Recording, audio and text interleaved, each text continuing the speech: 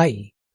ये full length test है for civil services examination prelims 2021 10th of October. पूरे month of सितंबर में हमने 25 एमसीक्यूज किए in around 30 minutes of time. तो ये फुल लेंथ टेस्ट है। हम 100 क्वेश्चंस करेंगे in around 120 minutes of time. Okay. इस पूरे पेपर में हम ये भी देखेंगे क्या सर्टेन डूज एंड डोंट्स हैं, किस स्ट्रैटेजी से हमें फुल लेंथ टेस्ट अटेम्प्ट करना चाहिए। ओके। सबसे पहले ये जो 120 मिनट होते हैं 9:30 बजे से 11:30 बजे तक आपका पहला पेपर होगा जीएस 1 का। इस पूरे 120 मिनट में आपको फुल कंसंट्रेशन से पेपर अटेम्प्ट करना है। This is a must. Otherwise बीच में 5-10 मिनट का कंसंट्रेशन लैप्स होगा और उसी 5-10 मिनट में सिली एरर्स होती है, क्वेश्चंस गलत होते हैं और फिर वो हमारा सिलेक्शन कॉस्ट करता है। 120 मिनट में फुल कंसंट्रेशन होना चाहिए। प्रश्न पेपर जो आएगा, क्वेश्चन पेपर जो आएगा उसमें इजी भी होगा, मॉडरेट भी होगा, डिफिकल्ट भी होगा। 100 क्वेश्चन एक जैसे नहीं होंगे, बट 100 क्वेश्चन का वेटेज एक जैसा होता है। हर क्वेश्चन के 2 नंबर होते हैं और हमारा टारगेट है कट ऑफ क्लियर करना। तो इजी क्वेश्चन बिल्कुल गलत नहीं करने, मॉडरेट जितने सही हो सकते हैं करने, और डिफिकल्ट क्वेश्चन बनता है तो ठीक है, नहीं बनता है तो भी ठीक है। पेपर अगर ओवरऑल डिफिकल्ट होता है तो वो सबके लिए डिफिकल्ट होता है, इजी होता है तो सबके लिए इजी होता है। ये जो पेपर होता है वो रिलेटिव होता है, रिलेटिव। तो पेपर हमें मेरिट के अकॉर्डिंग हमेशा अटेम्प्ट करना चाहिए। प्रेजेंस ऑफ माइंड बहुत ज़रूरी होता है। कई बार आप देखना प्रश्न डिफिकल्ट होता है बट ऑप्शंस इजी होते हैं, तो पेपर सॉल्व हो जाएगा, आंसर करेक्ट हो जाएगा और इन दी एंड हमें वही करना है। तो प्रेजेंस ऑफ माइंड बहुत ज़रूरी है। Try to eliminate option A B C D में अगर एक भी गलत हो रहा है तो 2 ऑप्शन एलिमिनेट हुए, एटलीस्ट 50% अब बेटर एक्यूरेसी हो रही है। तो try to eliminate options. Keywords, words, language, grammar, extreme sentences सबको बड़े ध्यान से देखना है। करेक्ट पूछा है या नॉट करेक्ट पूछा है, तो लैंग्वेज ऑफ पेपर भी देखना है और पूरे पेपर में प्रेजेंस ऑफ माइंड हमेशा साथ में रखना है। OMR को करेक्टली फिल करना बहुत ज़रूरी है। पेपर शुरू होने से पहले 9:30 से थोड़ा पहले आपको OMR मिल जाएगा। करेक्टली गोले भरने, ब्लैक बॉल पॉइंट पेन साथ में रखिएगा। 1 mm टिप का हो तो अच्छी बात है।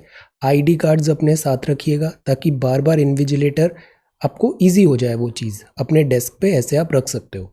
ब्लैक बॉल पॉइंट पेन ज़रूरी है। सेंटर में जल्दी पहुंचना है।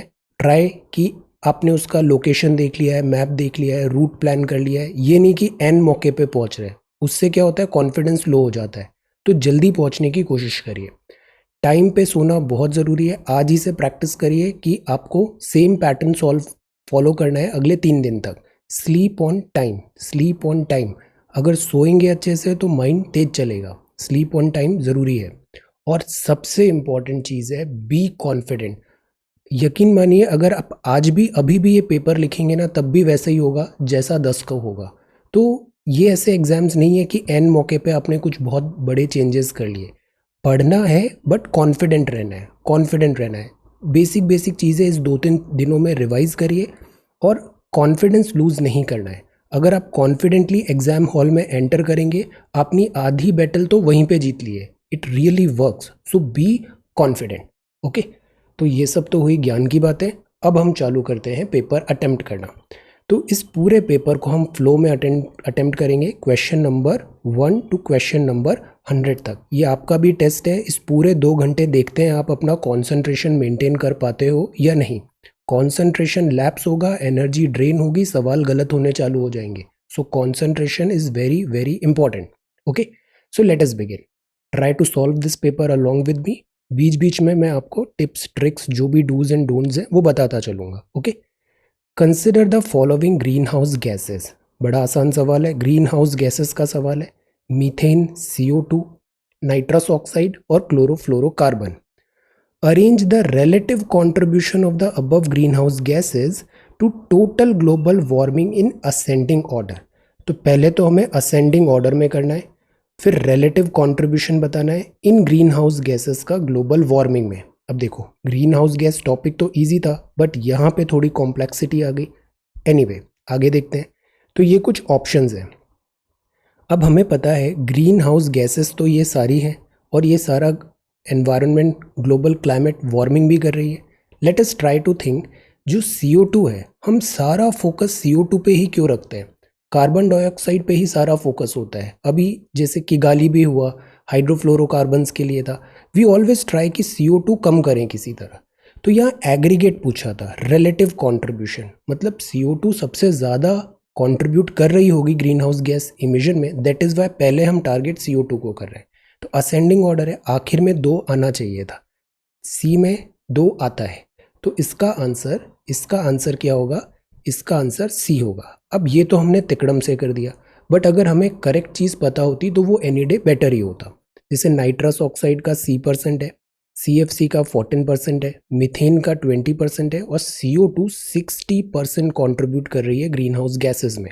तो CO2 सबसे ज़्यादा होगा, तो CO2 सबसे बाद में आएगा, मतलब 2 should be at the last. C is the right option. 3 4 1 2। तो नॉलेज भी रखना है और प्रेजेंस ऑफ माइंड, तिकड़म, ऐसे नहीं तो वैसे कोशिश करनी है कि हम सही आंसर पे आ जाए। Okay, so C is the right answer. Alright, now question number 2। Ethna Swan Charter, often seen in the news, it aims at Ethna Swan, reducing human rights violation against international migrant population,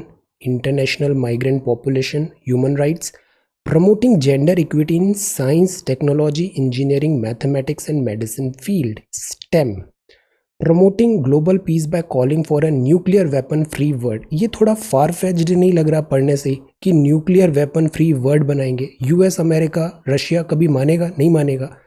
reducing crimes against children, ये भी बड़ा generic सा लग रहा है, crime against children. तो एथना स्वान जो है, ये है जेंडर इक्विटी का, gender representation in this science, technology, engineering, mathematics, medicine के फील्ड पे। तो एक चार्टर आया है, दैट इज दिस। अब ये करंट अफेयर्स भी था। ओके, तो इसमें हमें देखना है, बन रहा है तो ठीक है, नहीं तो आगे बढ़ना है। कई बार प्रश्न जो ऐसे आते हैं ना, तो कुछ ऐसा रहेगा जैसे सेट ए होता है, बी होता है, सी होता है, डी होता है, 25 के। हो सकता है सेट ए में मुश्किल लग रहा है, आप थोड़ा 26 से स्टार्ट करके देखो, 51 से देखो, 76 से देखो। क्विकली एक बार पूरे पेपर को भी 2-5 मिनट में गो थ्रू कर सकते हो, ताकि इजी क्वेश्चंस आप पहले देख लो, इससे कॉन्फिडेंस बिल्ड होगा। तो this is B, promoting gender equity. Third, green energy corridor project refers to what? Green energy corridor project refers to what?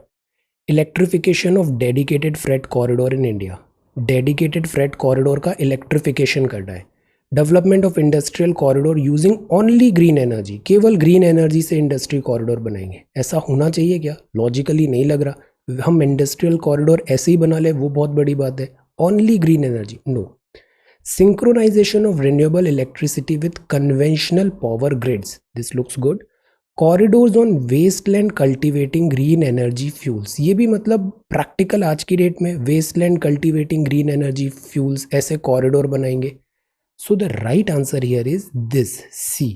हम कोशिश करेंगे कि जो रिन्यूएबल्स भी हैं और कन्वेंशनल भी हैं, इनका अमेलगमेशन करें, सिंक्रोनाइजेशन करें। जैसे बायोफ्यूल्स में भी क्या कर रहे हैं, पेट्रोल है, साथ ही साथ कुछ हम उसमें मिक्स कर रहे हैं।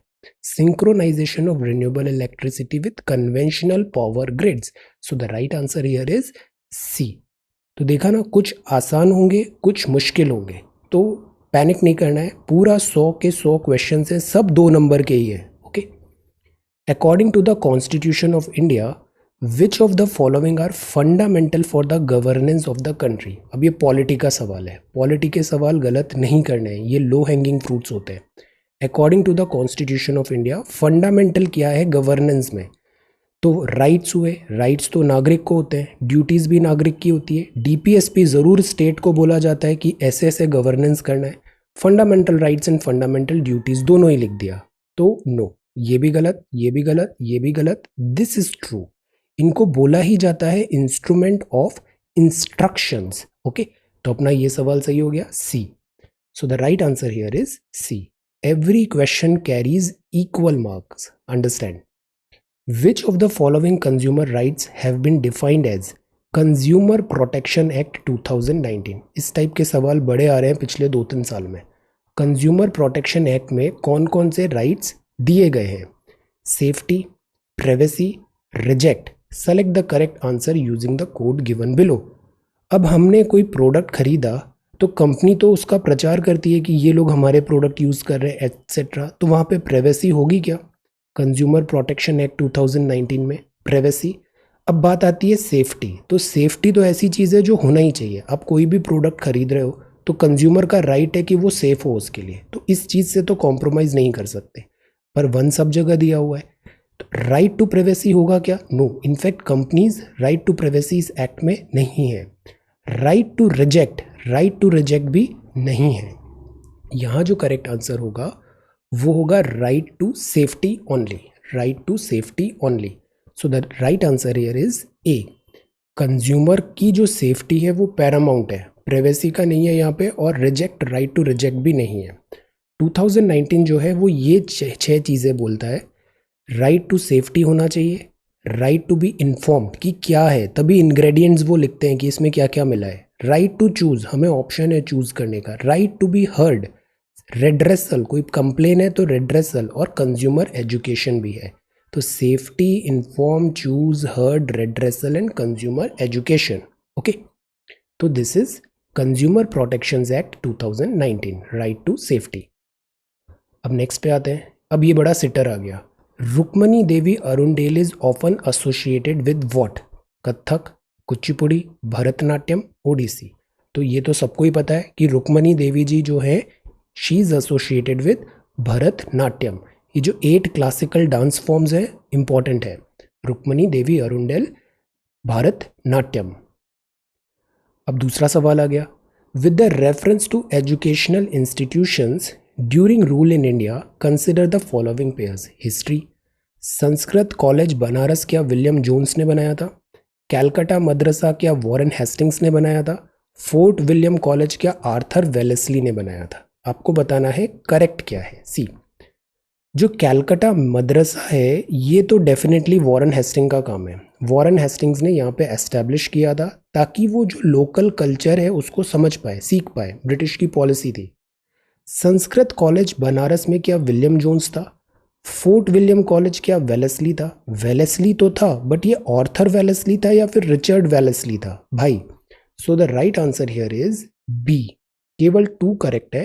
Calcutta Madrasa is by Warren Hastings, Fort William College is by Richard Wellesley, Sanskrit College है वो तो जोनाथन डंकन ने बनाया है, विलियम जोन्स ने नहीं। So the right answer here is B, 2 only, 2 only. अब आप इस पे श्योर थे ना, तो आप तुरंत इसको सी और डी एलिमिनेट कर सकते थे कि 2 तो होगा ही होगा। तो थर्ड ऑप्शन भी अब नहीं है, करेक्ट नहीं है। इन दोनों में से कोई करेक्ट है। आपकी एक्यूरेसी बढ़ सकती है, मतलब अब आपको केवल 2 में ही बताना है। 50% चांस ज़्यादा है आपका करेक्ट करने का।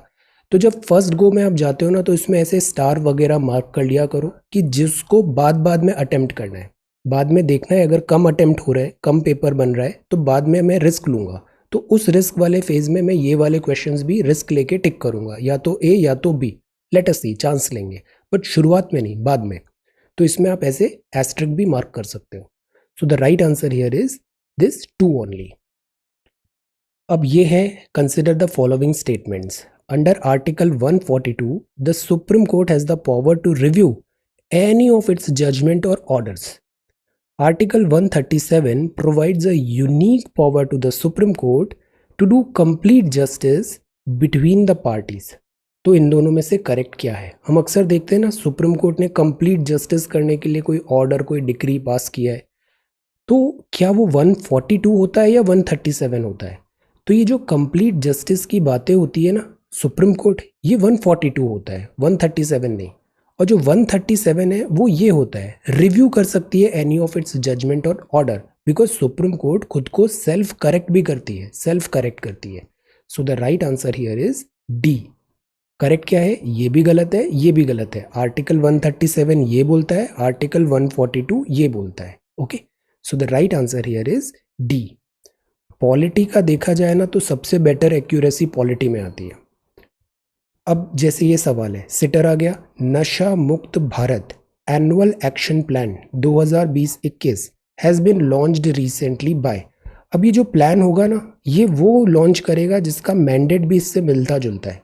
नीति आयोग क्या है? ये एक थिंक टैंक है। नारकोटिक्स, नशा मुक्त हो सकता है। Ministry of social justice and empowerment, ministry of women and child development. तो विमेन एंड चाइल्ड डेवलपमेंट तो बड़ा स्पेसिफिक हो गया कि नशा मुक्त भारत में केवल हम इधर ही देख रहे हैं, नो। नीति आयोग भी बहुत थिंक टैंक है, स्पेसिफिक एक्शन प्लान, नो। ये नारकोटिक्स हो सकता है या फिर social justice and empowerment. C, social justice and empowerment, because अभी जो थीम चल रहा है ना वो ये चल रहा है कि इससे क्या होता है, हम पूरे कंट्री को फ्री करने की बात कर रहे हैं, बिकॉज इसकी सोशल कॉस्ट होती है, सोशो इकोनॉमिक कॉस्ट होती है बिकॉज ऑफ दिस ड्रग्स, नशा एट्सेट्रा। सो ये जो कैंपेन है, एक्शन प्लान है, ये यूजुअली कोई मिनिस्ट्री करेगी बजाय bureau. So C is the right answer. The right answer is C, social justice and empowerment. अब फिर से सिटर आ गया।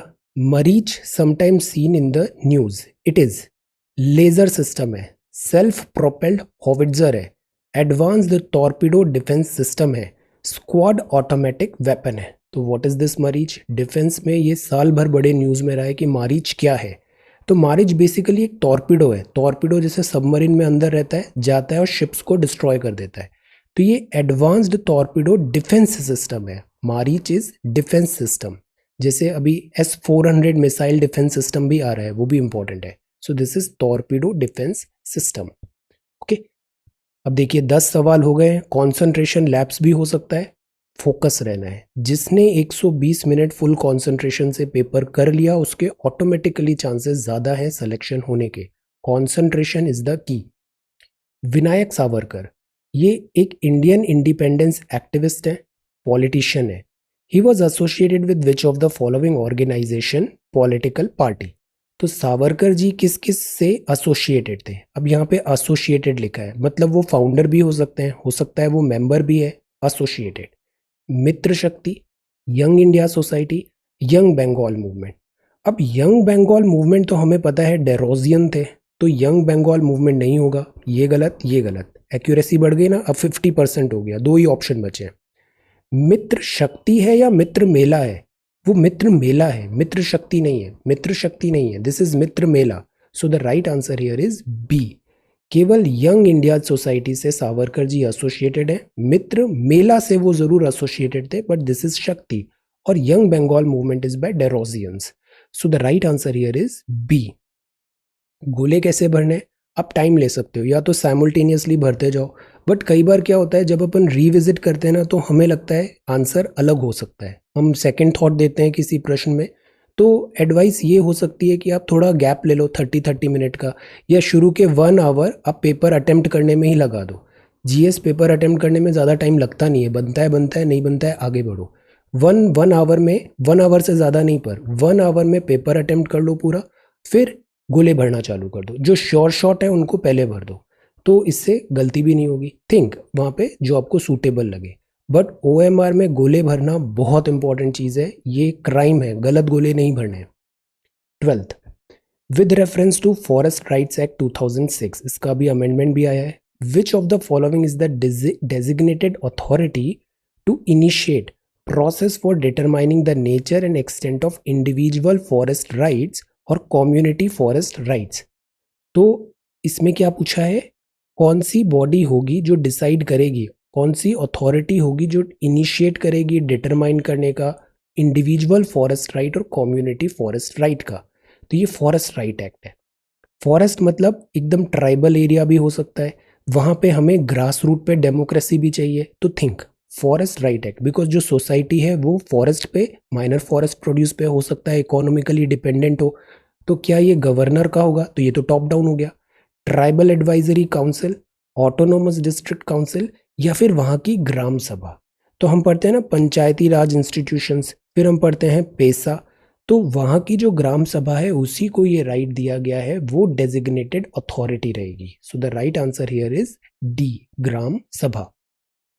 13th, consider the following statements. First UN peacekeeping mission was established during the World War II. पहला जो UN peacekeeping mission था वो बना था World War II में। शब्द क्या लिखा है? During. Every peacekeeping mission is authorized by the United Nations General Assembly. Every और UNGA उसको ऑथोराइज करेगा। पीस कीपर्स को बोला जाता है व्हाइट हेलमेट। जब भी सवाल करो ना पेन से उसके नीचे ऐसे पेन चलाते जाओ, इससे फोकस बहुत अच्छा रहता है, फोकस लूज नहीं होता. So do this. Okay. Then UN peace keeping also known as white helmet. एक एक शब्द को पढ़ना है, चबा चबा के पढ़ना है, धीरे धीरे पढ़ना है, जल्दबाजी नहीं करनी है. अब आप बताओ. तो यहाँ एक तो वर्ड ड्यूरिंग लिखा है. जब वर्ल्ड वॉर टू के ड्यूरिंग पे ही यूएन नहीं बना था तो यूएन पीस कीपिंग मिशन कैसे बनेगा? यूएन तो आफ्टर वर्ल्ड वॉर टू बना, तो ये गलत. और यहाँ लिखा है यूएनजीए. यूएनजीए में तो एवरी मेंबर आ जाता है यूनाइटेड नेशन का, तो ये यूएनएससी होना चाहिए था, सिक्योरिटी काउंसिल. इंडिया यूएनएससी में है तो यूएनएससी इंपॉर्टेंट अभी के लिए. देन व्हाइट हेलमेट होता है या ब्लू बैरेट होता है? सो यहाँ पे पूछा गया था इनकरेक्ट क्या है, तो ये सबके सब इनकरेक्ट है. नॉट करेक्ट, जहां नॉट लिखा है उसको एनसर्कल करना है. मेक दिस हैबिट, गलती नहीं होनी चाहिए. नॉट. 1 2 3 वर्ल्ड वॉर टू के बाद हुआ यूएनएससी एंड ब्लू बैरेट, तो ये तीनों के तीनों गलत है. 1 2 and 3. 14th, sitter. Rapid action force और commando battalion for resolute action. COBRA. COBRA और rapid action force specialised unit है of which of the following Indian police forces की? Central Reserve Police Force, Border Security Force, Central Industrial Security Force या National Security Guard. ये NSG है, CISF है, तो CISF तो ये काम करेगा नहीं, इंडस्ट्रियल वगैरह है. एनएसजी भी टेररिज्म रिलेटेड ज़्यादा है, ये नहीं है. बीएसएफ बॉर्डर पे रहेगा, तो ये है Central Reserve Police Force. So the right answer here is A, sitter. Lake Titicaca. Lake Titicaca one of less than 20 ancient lakes on earth है. This is situated between. अब लेक टिटिकाका कहाँ पर है? ये साउथ अमेरिका में. Paraguay Argentina, Uganda Tanzania गलत, Peru and Bolivia, Zambia and Zimbabwe गलत.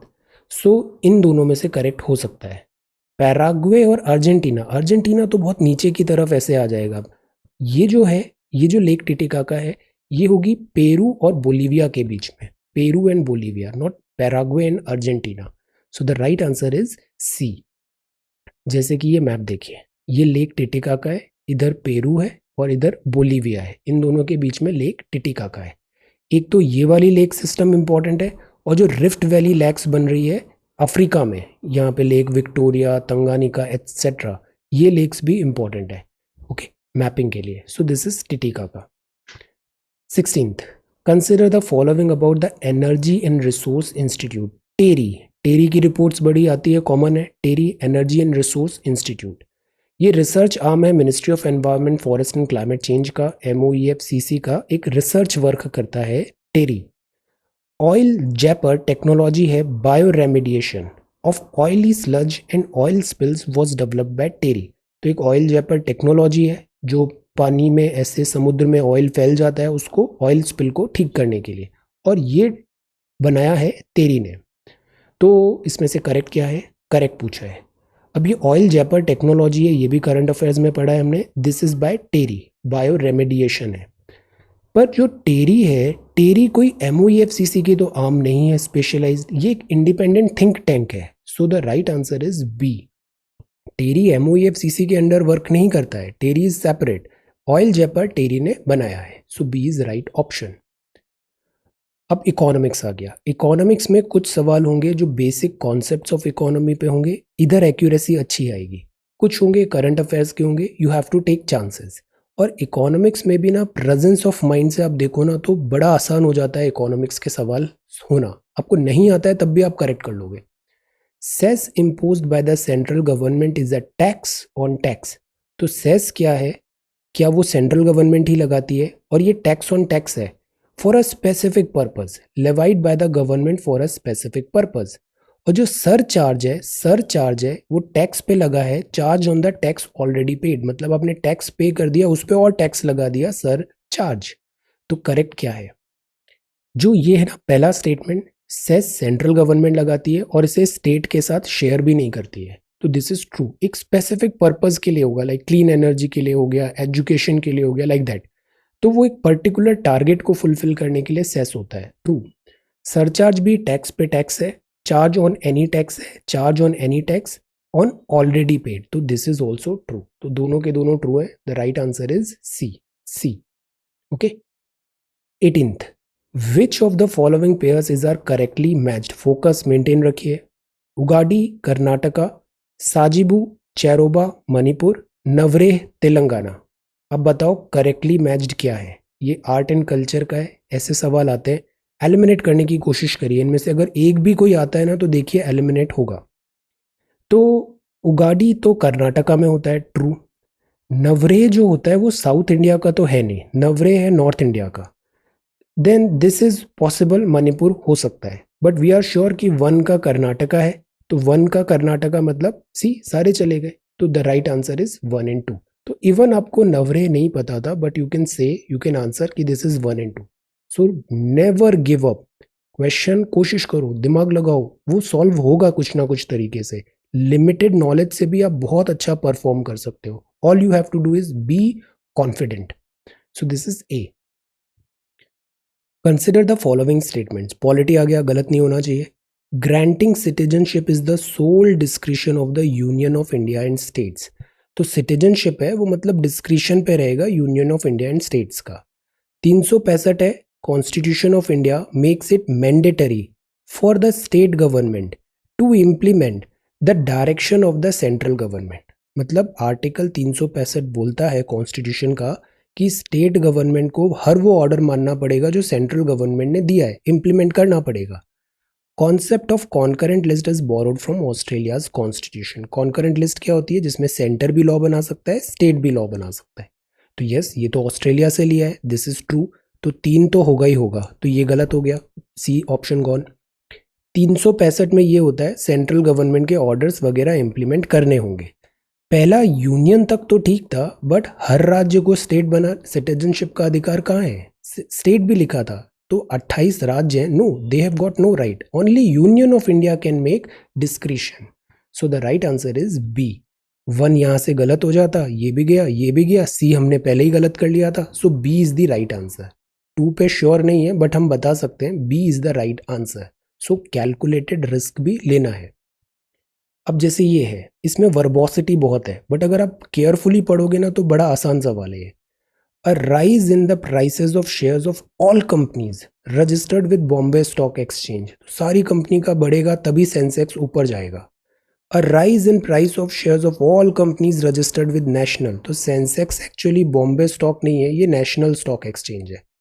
Overall rise होगा price of share of group of companies registered with Bombay stock exchange. Rise in prices of shares of all companies belonging to a group of company registered with Bombay Stock Exchange. Unnecessary verbosity, गलत। The right answer here is all तो होगा नहीं, सारी companies को तो track नहीं करते हैं, बिकॉज सेंसेक्स में कुछ अप जाएगा तो कुछ डाउन भी होगा, ऑल तो हमेशा होगा नहीं। ये भी गलत, ये भी गलत। The right answer is C. एक 30 ग्रुप ऑफ कंपनीज बना लिया, उनका ट्रैक करते हैं, ओवरऑल देखते हैं कितना ऊपर गया, उसके हिसाब से सेंसेक्स ऊपर नीचे होता है। So this is C. 21. Blue chip sometimes mentioned in the news is related to what? Blue chip companies होती है, म्यूचुअल फंड्स में बोलते हैं blue chip पे इन्वेस्ट करो। Equity security that pays regular often steadily increasing dividends. तो blue chip वो होती है जो रेगुलर और स्टेडली इंक्रीजिंग डिविडेंड्स। ये सेंटेंस गलत नहीं लग रहा, स्टेडली इंक्रीजिंग डिविडेंड मतलब हमेशा इंक्रीज ही होता जाएगा, इंक्रीज ही होता जा रहा है dividend. Equity security whose price is affected by macroeconomic systematic change in the overall economy. तो मैक्रो इकोनॉमिक और इन चेंज से उसकी प्राइस अफेक्ट होती है, ऐसे तो सभी की प्राइस अफेक्ट होती है, तो वो ब्लू चिप क्या स्पेशलिटी हुई? It is a share in a company that is anticipated to grow at a rate significantly above the average for the market. Bogus है ये, verbosity, unnecessary. Anticipation to grow, markets ऐसे work नहीं करता है। It is a nationally recognised, well established and financially sound company. अब इसकी language भी सही लग रही है, ग्रामर भी सही लग रहा है और जनरल कॉन्सेप्ट भी सही लग रहा है कि मतलब ट्रस्ट वर्दी टाइप है, ब्लू चिप है। So the right answer here is D. तो लॉजिक, गिव अप नहीं करना है वर्बोसिटी में, उसको धीरे धीरे पढ़ना है। धीरे धीरे पढ़ेंगे तो समझ में अच्छा आएगा, कॉम्प्रिहेंशन, गलती नहीं होगी। हड़बड़ी में जल्दी जल्दी नहीं पढ़ना है। So this is D.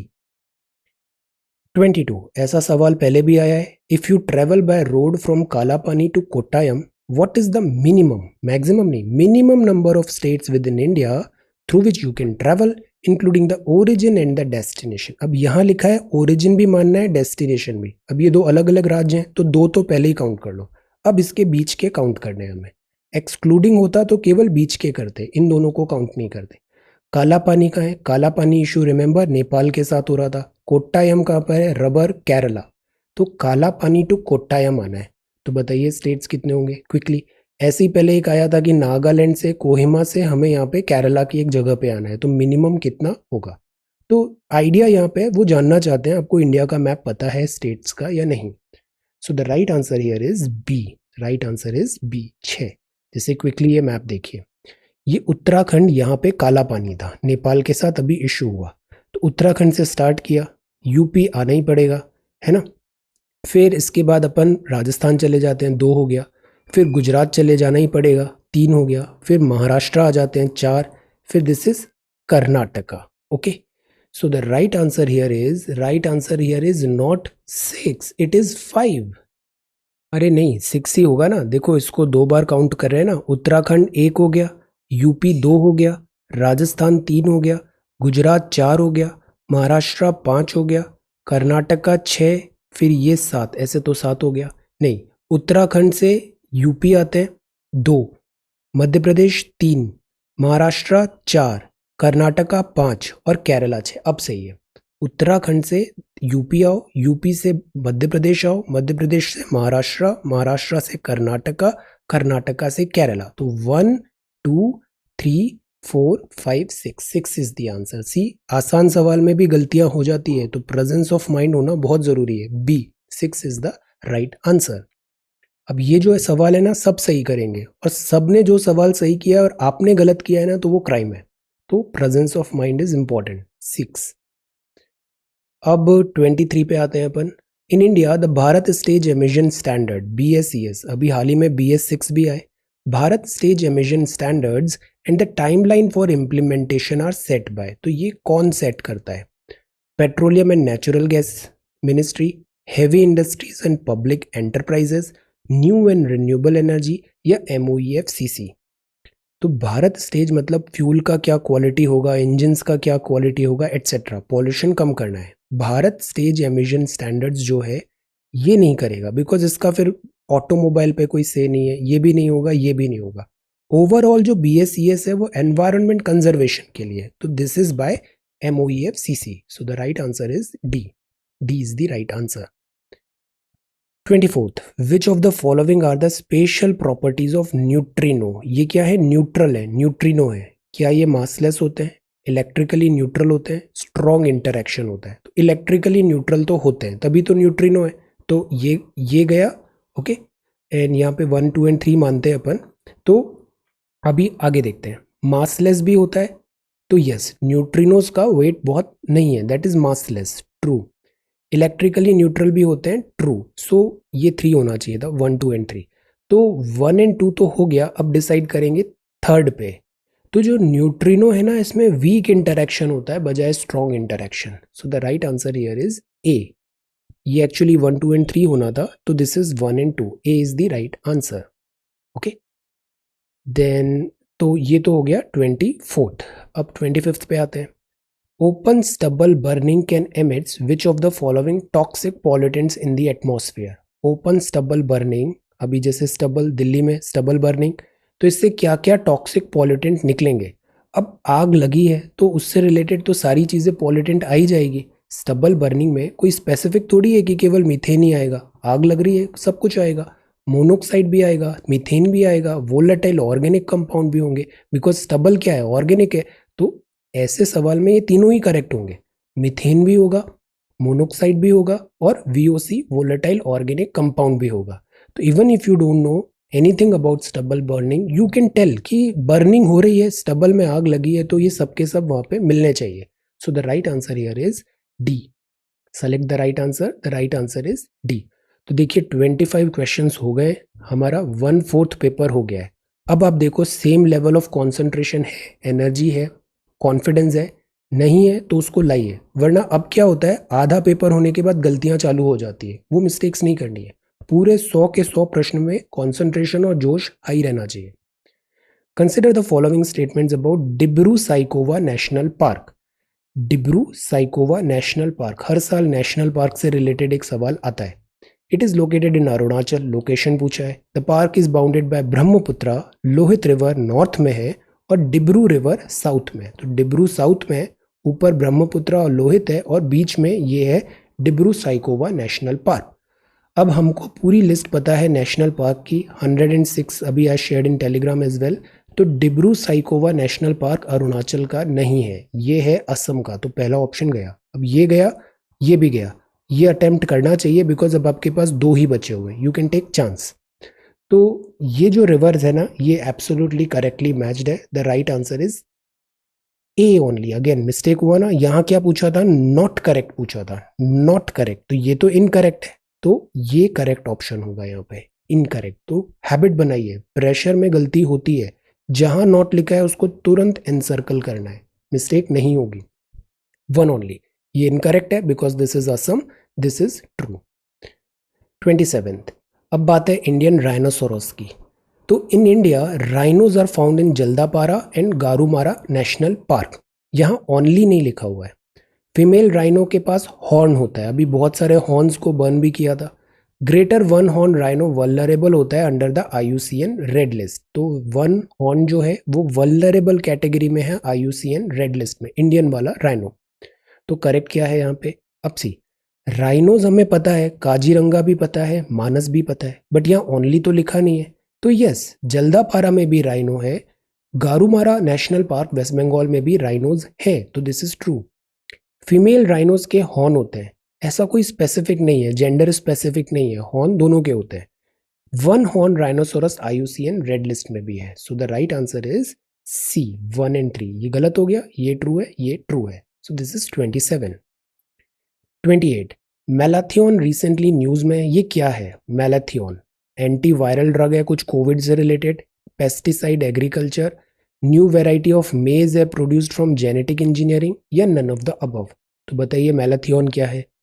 आपको याद है टिड्डो का अटैक हुआ था, तो हमने पेस्टिसाइड स्प्रे किया था इनको भगाने के लिए। तो malathion is pesticide used in agriculture.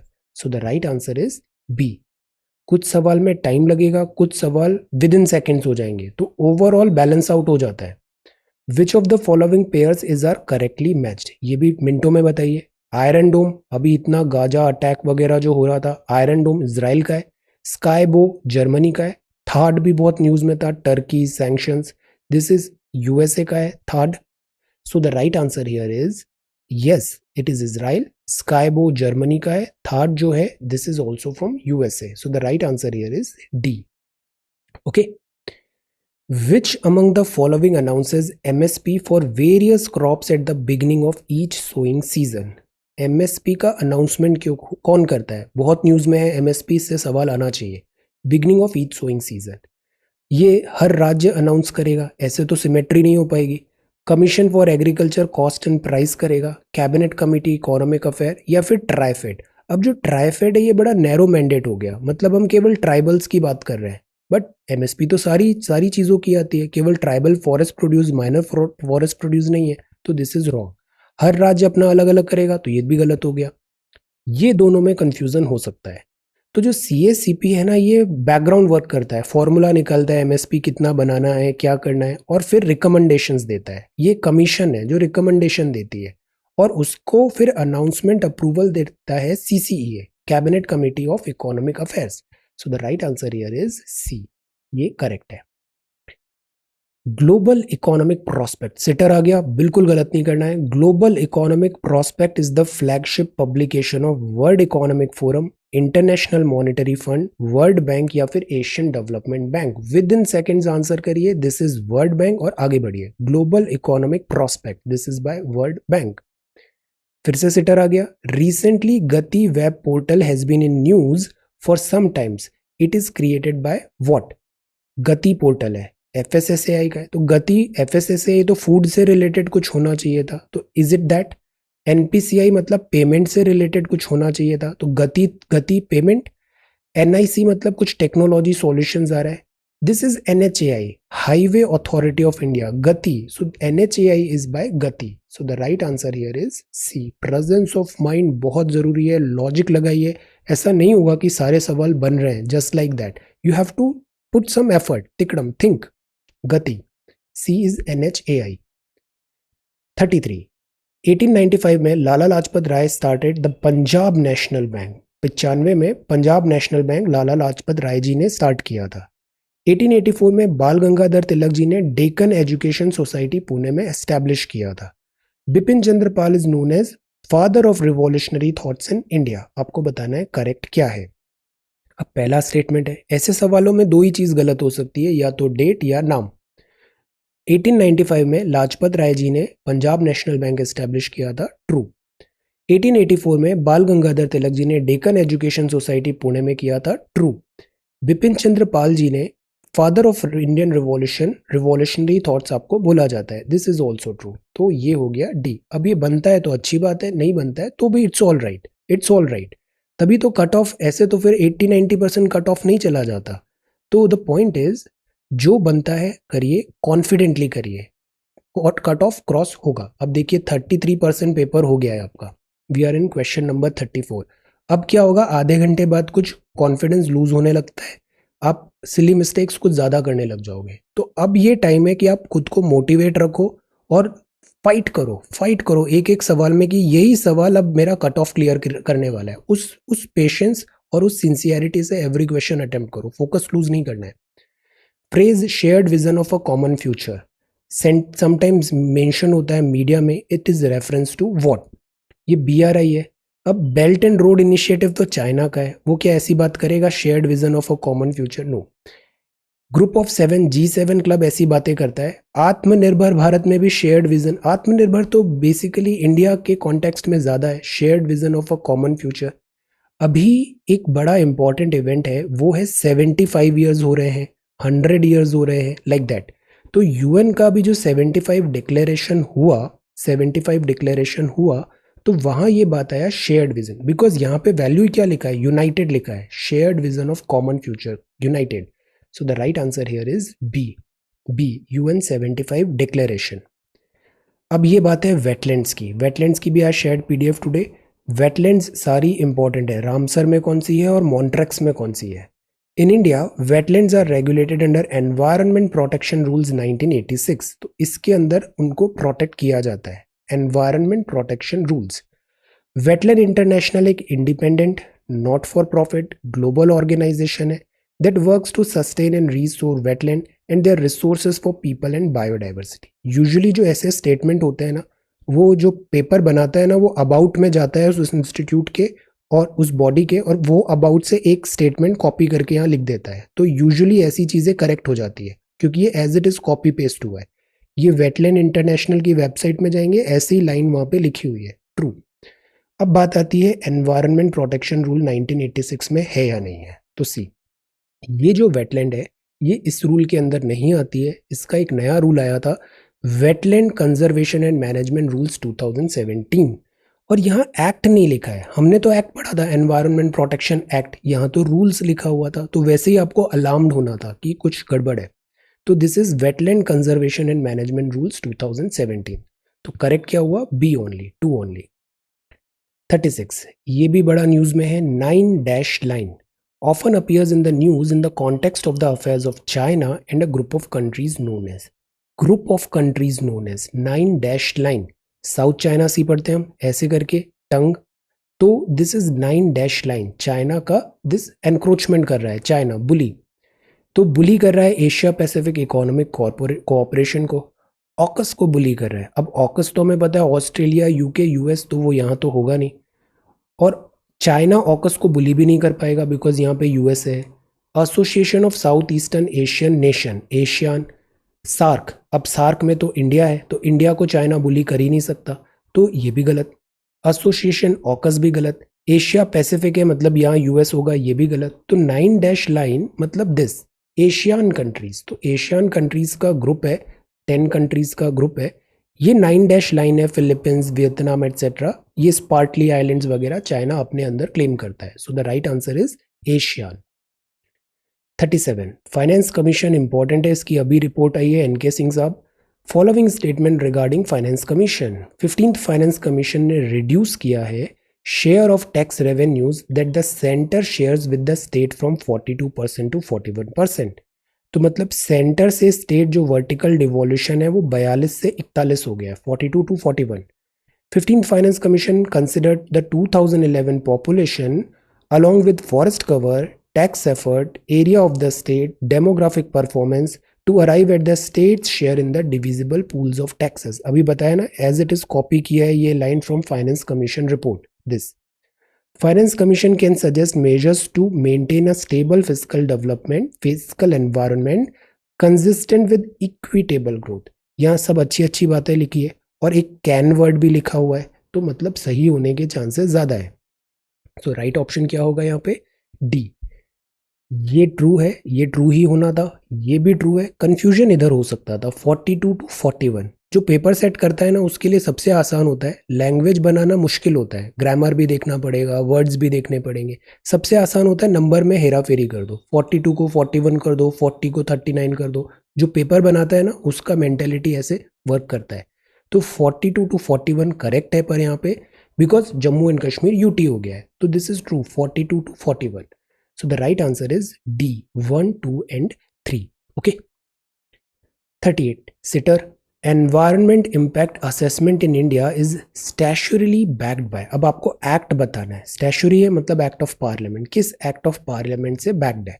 Wild life protection act 72 का, एनवायरमेंट प्रोटेक्शन एक्ट 86 का, नेशनल फॉरेस्ट पॉलिसी. अब ये तो पॉलिसी आ गई, यहाँ तो एक्ट था, गलत. Biological diversity act 2002. अब एनवायरनमेंट इम्पैक्ट ब्रॉडर टर्म है, क्या वो केवल बायोलॉजिकल डाइवर्सिटी देखेगा? नो, ये भी गलत. वाइल्ड लाइफ देखेगा अलग? नो, वो तो पूरा एनवायरनमेंट देखेगा. तो B is the right answer. Environment protection act 1986. Okay, B is the right answer. 39. With respect to एक पहल consider the following statements. Ministry of Social Justice and Empowerment have launched the एक पहल campaign. Ministry of social justice और empowerment ने launch किया है एक पहल है, इनिशिएटिव है. Under the campaign people will be encourage to register under tele law initiative. Law मतलब rules, law court vote, tele law दूर से, tele law television law. Correct क्या है? अब ये जो है वो तो ठीक लग रहा है, एनकरेज कर रहे हैं टेली लॉ इनिशिएटिव के लिए. कोविड का भी टाइम था, ट्रू. मिनिस्ट्री में अक्सर गड़बड़ होती है, कई बार नहीं भी होती है. तो यहाँ क्या आंसर है? यहाँ तो हमारे पास लॉ की एक मिनिस्ट्री है और नालसा भी है, तो मिनिस्ट्री ऑफ सोशल जस्टिस नहीं काम करेगी. ये काम करेगी ministry of law and justice in association with NALSA. NALSA is again favourite. पिछले 5 साल में नहीं तो भी 3 बार नालसा से सवाल आया है, NALSA. So this is wrong, this is true. The right option is B. Okay. 48. Sitter. K. Kasturi Ranjan committee was recently seen in news. It is related to which of the following? Monsoon पढ़ना है हमें, नया curriculum framework बनाना है, study करना है present inflation trends of India, study करना है archaeological sites of India. अब बताओ कस्तूरी रंजन कमेटी क्या है? 2020 में ही आई नेशनल एजुकेशन पॉलिसी, तो हमें नया करिकुलम फ्रेमवर्क ये सब बनाना है. तो Kasturi Rangan is related to framework, to devise new curriculum framework. B is the right option. 41. Saubhagya scheme बहुत इंपॉर्टेंट है, जल जीवन मिशन भी बहुत इंपॉर्टेंट है, उज्ज्वला स्कीम भी बहुत इंपॉर्टेंट है. With reference to Saubhagya consider the following statements. Scheme aim है to achieve universal household electrification in the rural areas alone. तो ये स्कीम है, इलेक्ट्रिफिकेशन भी देना है, पर यहाँ क्या लिखा है? Rural areas alone. Rural electrification corporation nodal agency है फॉर इम्प्लीमेंटिंग द स्कीम. अब रूरल है, इलेक्ट्रिफिकेशन कॉरपोरेशन भी है, नोडल एजेंसी भी हो सकती है, सही हो सकता है, पर ये तो गलत है, अलोन नहीं होगा.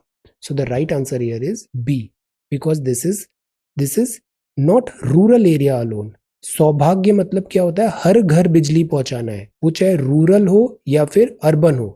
Electrification in the rural area alone नहीं है. तो ये ट्रू है, rural electrification corporation nodal agency है, बट ये अर्बन भी है. So this is wrong. So the right answer is B, 2 only. 42. De Soto effect news में है, associated with which of the following. ये क्या होता है? स्लो टेक्नोलॉजिकल प्रोग्रेस है ड्यू टू पॉपुलेशन ग्रोथ. मतलब पॉपुलेशन ग्रोथ हो रही है तो टेक्नोलॉजी प्रोग्रेस स्लो हो जाएगी. ऐसा यूजुअली होता नहीं है, पॉपुलेशन ज़्यादा लोग तो टेक्नोलॉजी भी बढ़नी चाहिए. Enhanced thermionic emission in a condensed matter. Access of global poor to the formal credit system. Psychological tendency to remember interrupted और इनकम्प्लीट टास्क। यूपीएससी ऐसे सवाल क्यों पूछेगी जिसका आंसर ये करेक्ट हो रहा है? नो।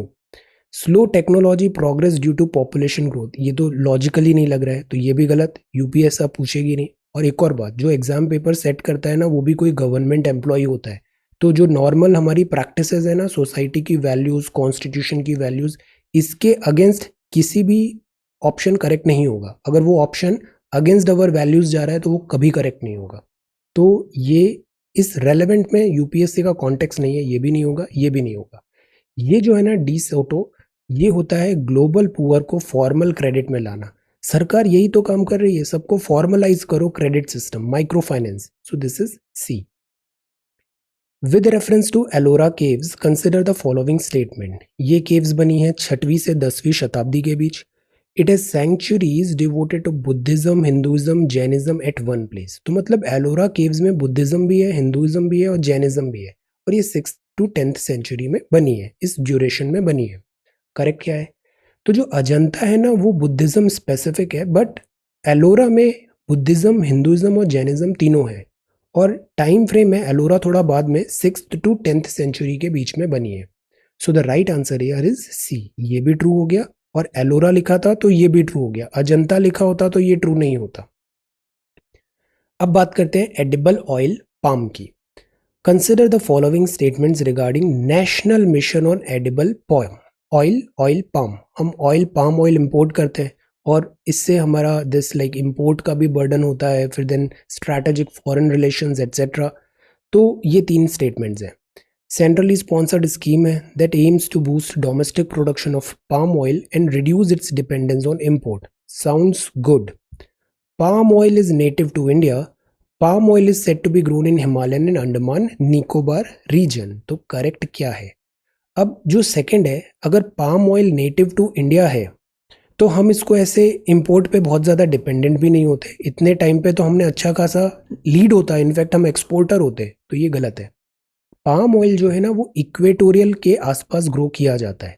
तो अगर अंडमान निकोबार है और दूसरी तरफ हिमालय है, ये दोनों बड़े ऑपोजिट हैं। हिमालय कहाँ, हिमालय नॉर्थ में, अंडमान कहाँ, साउथ में, तो ये दोनों एक साथ नहीं आएंगे। तो हिमालय नहीं, अंडमान होगा और साथ ही साथ नॉर्थ ईस्ट होगा, जहाँ थोड़ा इक्वेटोरियल क्लाइमेट है। तो ये गलत हो गया, ये भी गलत हो गया।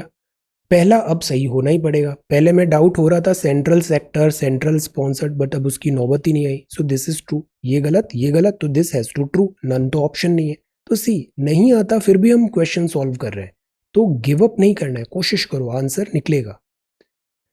With reference to prime minister Jan Dhan Yojana consider the following statement. Again important है, जन धन योजना। Its aim is to provide access to various financial services. Financial services, various word भी लिखा है, generic सा word है। The scheme covers both the rural and urban area. अब पैसे तो सबको करना है जनधन में, तो हम क्यों करें डिफ्रेंशिएट कि रूरल को करेंगे अर्बन नहीं, तो बोथ है। नॉमिनल अमाउंट 500 रुपए is required to open a bank account under it. अब आपको बताना है करेक्ट क्या है। अब सी, एम है वेरियस फाइनेंशियल सर्विसेज प्रोवाइड करना, ये तो सही करना ही पड़ेगा। रूरल अर्बन में हम डिफरेंस नहीं लाएंगे, ये भी करना ही पड़ेगा। नॉमिनल अमाउंट से बैंक अकाउंट कर सकते हैं। 500 रुपये कहने को तो छोटा अमाउंट लग रहा है, बट अगर आप गांव वगैरह में जाओ तो इवन 500 रुपये भी एक सिग्निफिकेंट अमाउंट होता है। तो प्राइम मिनिस्टर जनधन योजना में 500 भी नहीं है, यहाँ पे जीरो बैलेंस अकाउंट भी ओपन होगा। सो this is wrong. Right answer is A, 1 and 2। Okay. 46। अब बात आती है फॉरेक्स रिजर्व। साल भर हमने देखा है फॉरेक्स रिजर्व नई हाइट्स टच किया है। Consider the following statements regarding forex reserve. Country का फॉरेक्स रिजर्व फुल्ली कवर करता है एक्सटर्नल डेट को। कंट्री का फॉरेक्स रिजर्व फुल्ली कवर करता है 1 year imports of goods and services. अब आपको 1991 का टाइम याद है, हमारा जो फॉरेक्स रिजर्व था, हमारे पास इंपोर्ट कवर ही नहीं था। फॉरगेट 1 ईयर, 1 हफ्ते का भी नहीं बचा था। तो क्या फॉरेक्स रिजर्व की ऐसी कंडीशन होगी कि वो फुल्ली कवर करे 1 ईयर इंपोर्ट? कर भी सकता है, नहीं भी कर सकता है, डिपेंडिंग कि वो हेल्दी है या अनहेल्दी है। सो ये कंडीशन नहीं है ऐसी कि वो 1 ईयर का इंपोर्ट कवर करे ही करे। नो, करता है, अच्छी बात है। देर आर टाइम्स जब नहीं भी करता है। So this is wrong. Fully cover external debt, ये भी गलत। एक्सटर्नल डेट कितना सारा है, हमारा फॉरेक्स रिजर्व उसको कवर ही नहीं कर पाता है, तो ये भी गलत हो गया। सो दोनों के दोनों गलत है। नेसेसरी कंडीशन नहीं है ये, तो the right answer is D. Phantom capital क्या होता है? अब इजी सवाल आ रहे हैं देखो। तो ऐसा दौर आएगा कि कुछ 5-10 टफ आने लग गए, फिर 5-10 इजी आने लग गए, तो पैनिक नहीं करना है, हर क्वेश्चन को उतनी सिंसियरिटी से करना है। इन दी एंड आपको कट ऑफ क्लियर करना है और हर क्वेश्चन का 2 नंबर वेटेज है। फैंटम कैपिटल क्या होती है? Recently in the news is related to which? तो फैंटम का शाब्दिक अर्थ क्या है हिंदी में? देखो, फैंटम मतलब लाइक भूत टाइप, जो मतलब एग्जिस्ट नहीं करता है, घोस्ट है वो। फैंटम कैपिटल, उसका सोर्स वगैरह कुछ पता नहीं चल रहा है, phantom capital. Fake currency notes हैं। Recapitalisation of public sector bank, गलत। Circular flow of income in an economy, गलत। कैपिटल आ रही है, पैसा आ रहा है, तो फेक करेंसी नोट्स कैसे होगा ये? फैंटम कैपिटल, ये भी गलत। फैंटम कैपिटल ये है कि मतलब एफडीआई आ रही है, बट यू डोंट नो कि एफडीआई कहाँ से आ रही है, डमी कंपनी से, शेल कंपनी से, सिंगापुर, मॉरिशस से। सो this is FDI, D. 48. Consider the following statements regarding fiscal consolidation policy. It is an effort by the government to bring down fiscal deficit. Fiscal consolidation, आमदनी खर्चा, तो एक कोशिश की जा रही है कि अपना खर्चे कम करें अपन, या फिर आमदनी के सोर्सेज बढ़ाएं। It is an effort by the government to bring down fiscal deficit, because दोनों का डिफरेंस ही फिस्कल डेफिसिट होता है, उसको कम करना है। Effort to reduce public debt, अब उधार बहुत हो गया, उधार को कम करेंगे तो फिस्कल कंसोलिडेशन होगा। रिड्यूस करे करंट अकाउंट डेफिसिट को। एफर्ट करे raise revenue to bring down wasteful expenses, तो बचत करनी है तो जो फालतू खर्चा है उसको भी कट करो और नए नए पैसे भी जनरेट करो, तभी तो ये जो गैप है फिल होगा। तो true, true, true. But third में क्या लिखा था? It is an effort to reduce current account deficit से ऐसा कोई डायरेक्ट लिंकेजेस नहीं कहना चाहिए फिस्कल कंसोलिडेशन को। फारफेच्ड हो सकता है बट इमीडिएट नहीं है। So the right answer is this. So the right answer is B, 1, 2 and 4. Third नहीं होगा, 1, 2 and 4. Now 49 पे आते हैं। ग्रांट्स इन एड है given by central government to state government. जैसे हम देखते हैं ना, कुछ ग्रांट इतनी दे दी किसी राज्यों को, कुछ स्पेशल राज्यों को चैलेंज है, वहाँ पे state government and local bodies को मिलता है, ग्रांट दिया जाता है ताकि वो कैपिटल एसेट बनाए। तो ये क्लासिफाइड यूनियन बजट में कैसे आएगा? अब ये कैपिटल एसेट में ग्रांट इन एड दिया, कैपिटल एसेट रेवेन्यू हमने पढ़ा है, कैपिटल रेवेन्यू, लायबिलिटी नहीं हो रही और वो आगे कैरी नहीं हो रहा, यह कैपिटल एसेट है। पर हमें किसके रेफरेंस में देखना है? यूनियन के रेफरेंस में, मतलब सेंटर ने स्टेट को कुछ पैसे दिए, ग्रांट दे दिया, तो ये किस में आएगा? तो जो ग्रांट इन एड होती है, ग्रांट लिखा हुआ है, लोन नहीं है, this is grant. Grant in aid central government जो स्टेट गवर्नमेंट को देगी, ये कैपिटल एक्सपेंडिचर नहीं है, दिस इज नॉट लोन। ये रेवेन्यू कैपिटल दोनों में ऐसा तो होगा नहीं, नो। रेफरेंस चेंज हो सकता है, स्टेट के रेफरेंस में अलग, सेंटर के रेफरेंस में अलग, बट यहाँ तो स्पेसिफिकली सेंटर लिखा है, तो ये भी गलत। नन भी नहीं है, दिस इज ए, रेवेन्यू में काउंट होगा सेंटर की बुक में। कुछ ही दिन पहले हमने प्रेसिडेंट कलर का नाम देखा था। With reference to the president's colour consider the following statements. ये हाईएस्ट ऑनर है bestowed on a military unit in recognition of its exceptional service to the nation. Exceptional service to the nation. Indian Army was the first amongst the Indian Armed Forces to be awarded the President Color. अभी हाल ही के time पे navy को मिला है, तो Indian army first थी amongst Indian armed forces to be awarded the president colour. तो ये तो ट्रू है, हाईएस्ट ऑनर है, मिलिट्री यूनिट को मिलता है जो बहुत अच्छी सेवा करती है, service to the nation, true, president colour. पर इंडियन आर्मी फर्स्ट नहीं है, इंडियन नेवी फर्स्ट है 51 में, जिसको प्रेसिडेंट कलर मिला था। So the right answer is A only. ये गलत हो गया, ये ट्रू है। ऑलराइट, 51। अब साइंस एंड टेक्नोलॉजी के अक्सर ऐसे सवाल आते हैं। साइंस एंड टेक्नोलॉजी में I am not encouraging this, but usually आगे देखते हैं। Which of the following is are application of facial recognition technology. Facial recognition technology का क्या क्या एप्लीकेशन हो सकता है? एप्लीकेशन ऐसी चीज़ है ना, बड़ा ब्रॉड कर देती है मैंडेट, एप्लीकेशन कहीं ना कहीं निकल ही आता है application. Better identification of criminal, बड़ा जेनेरिक स्टेटमेंट है, इसको गलत करना डिफिकल्ट होगा। Biometric attendance companies, generic. Student authentication mechanism, generic.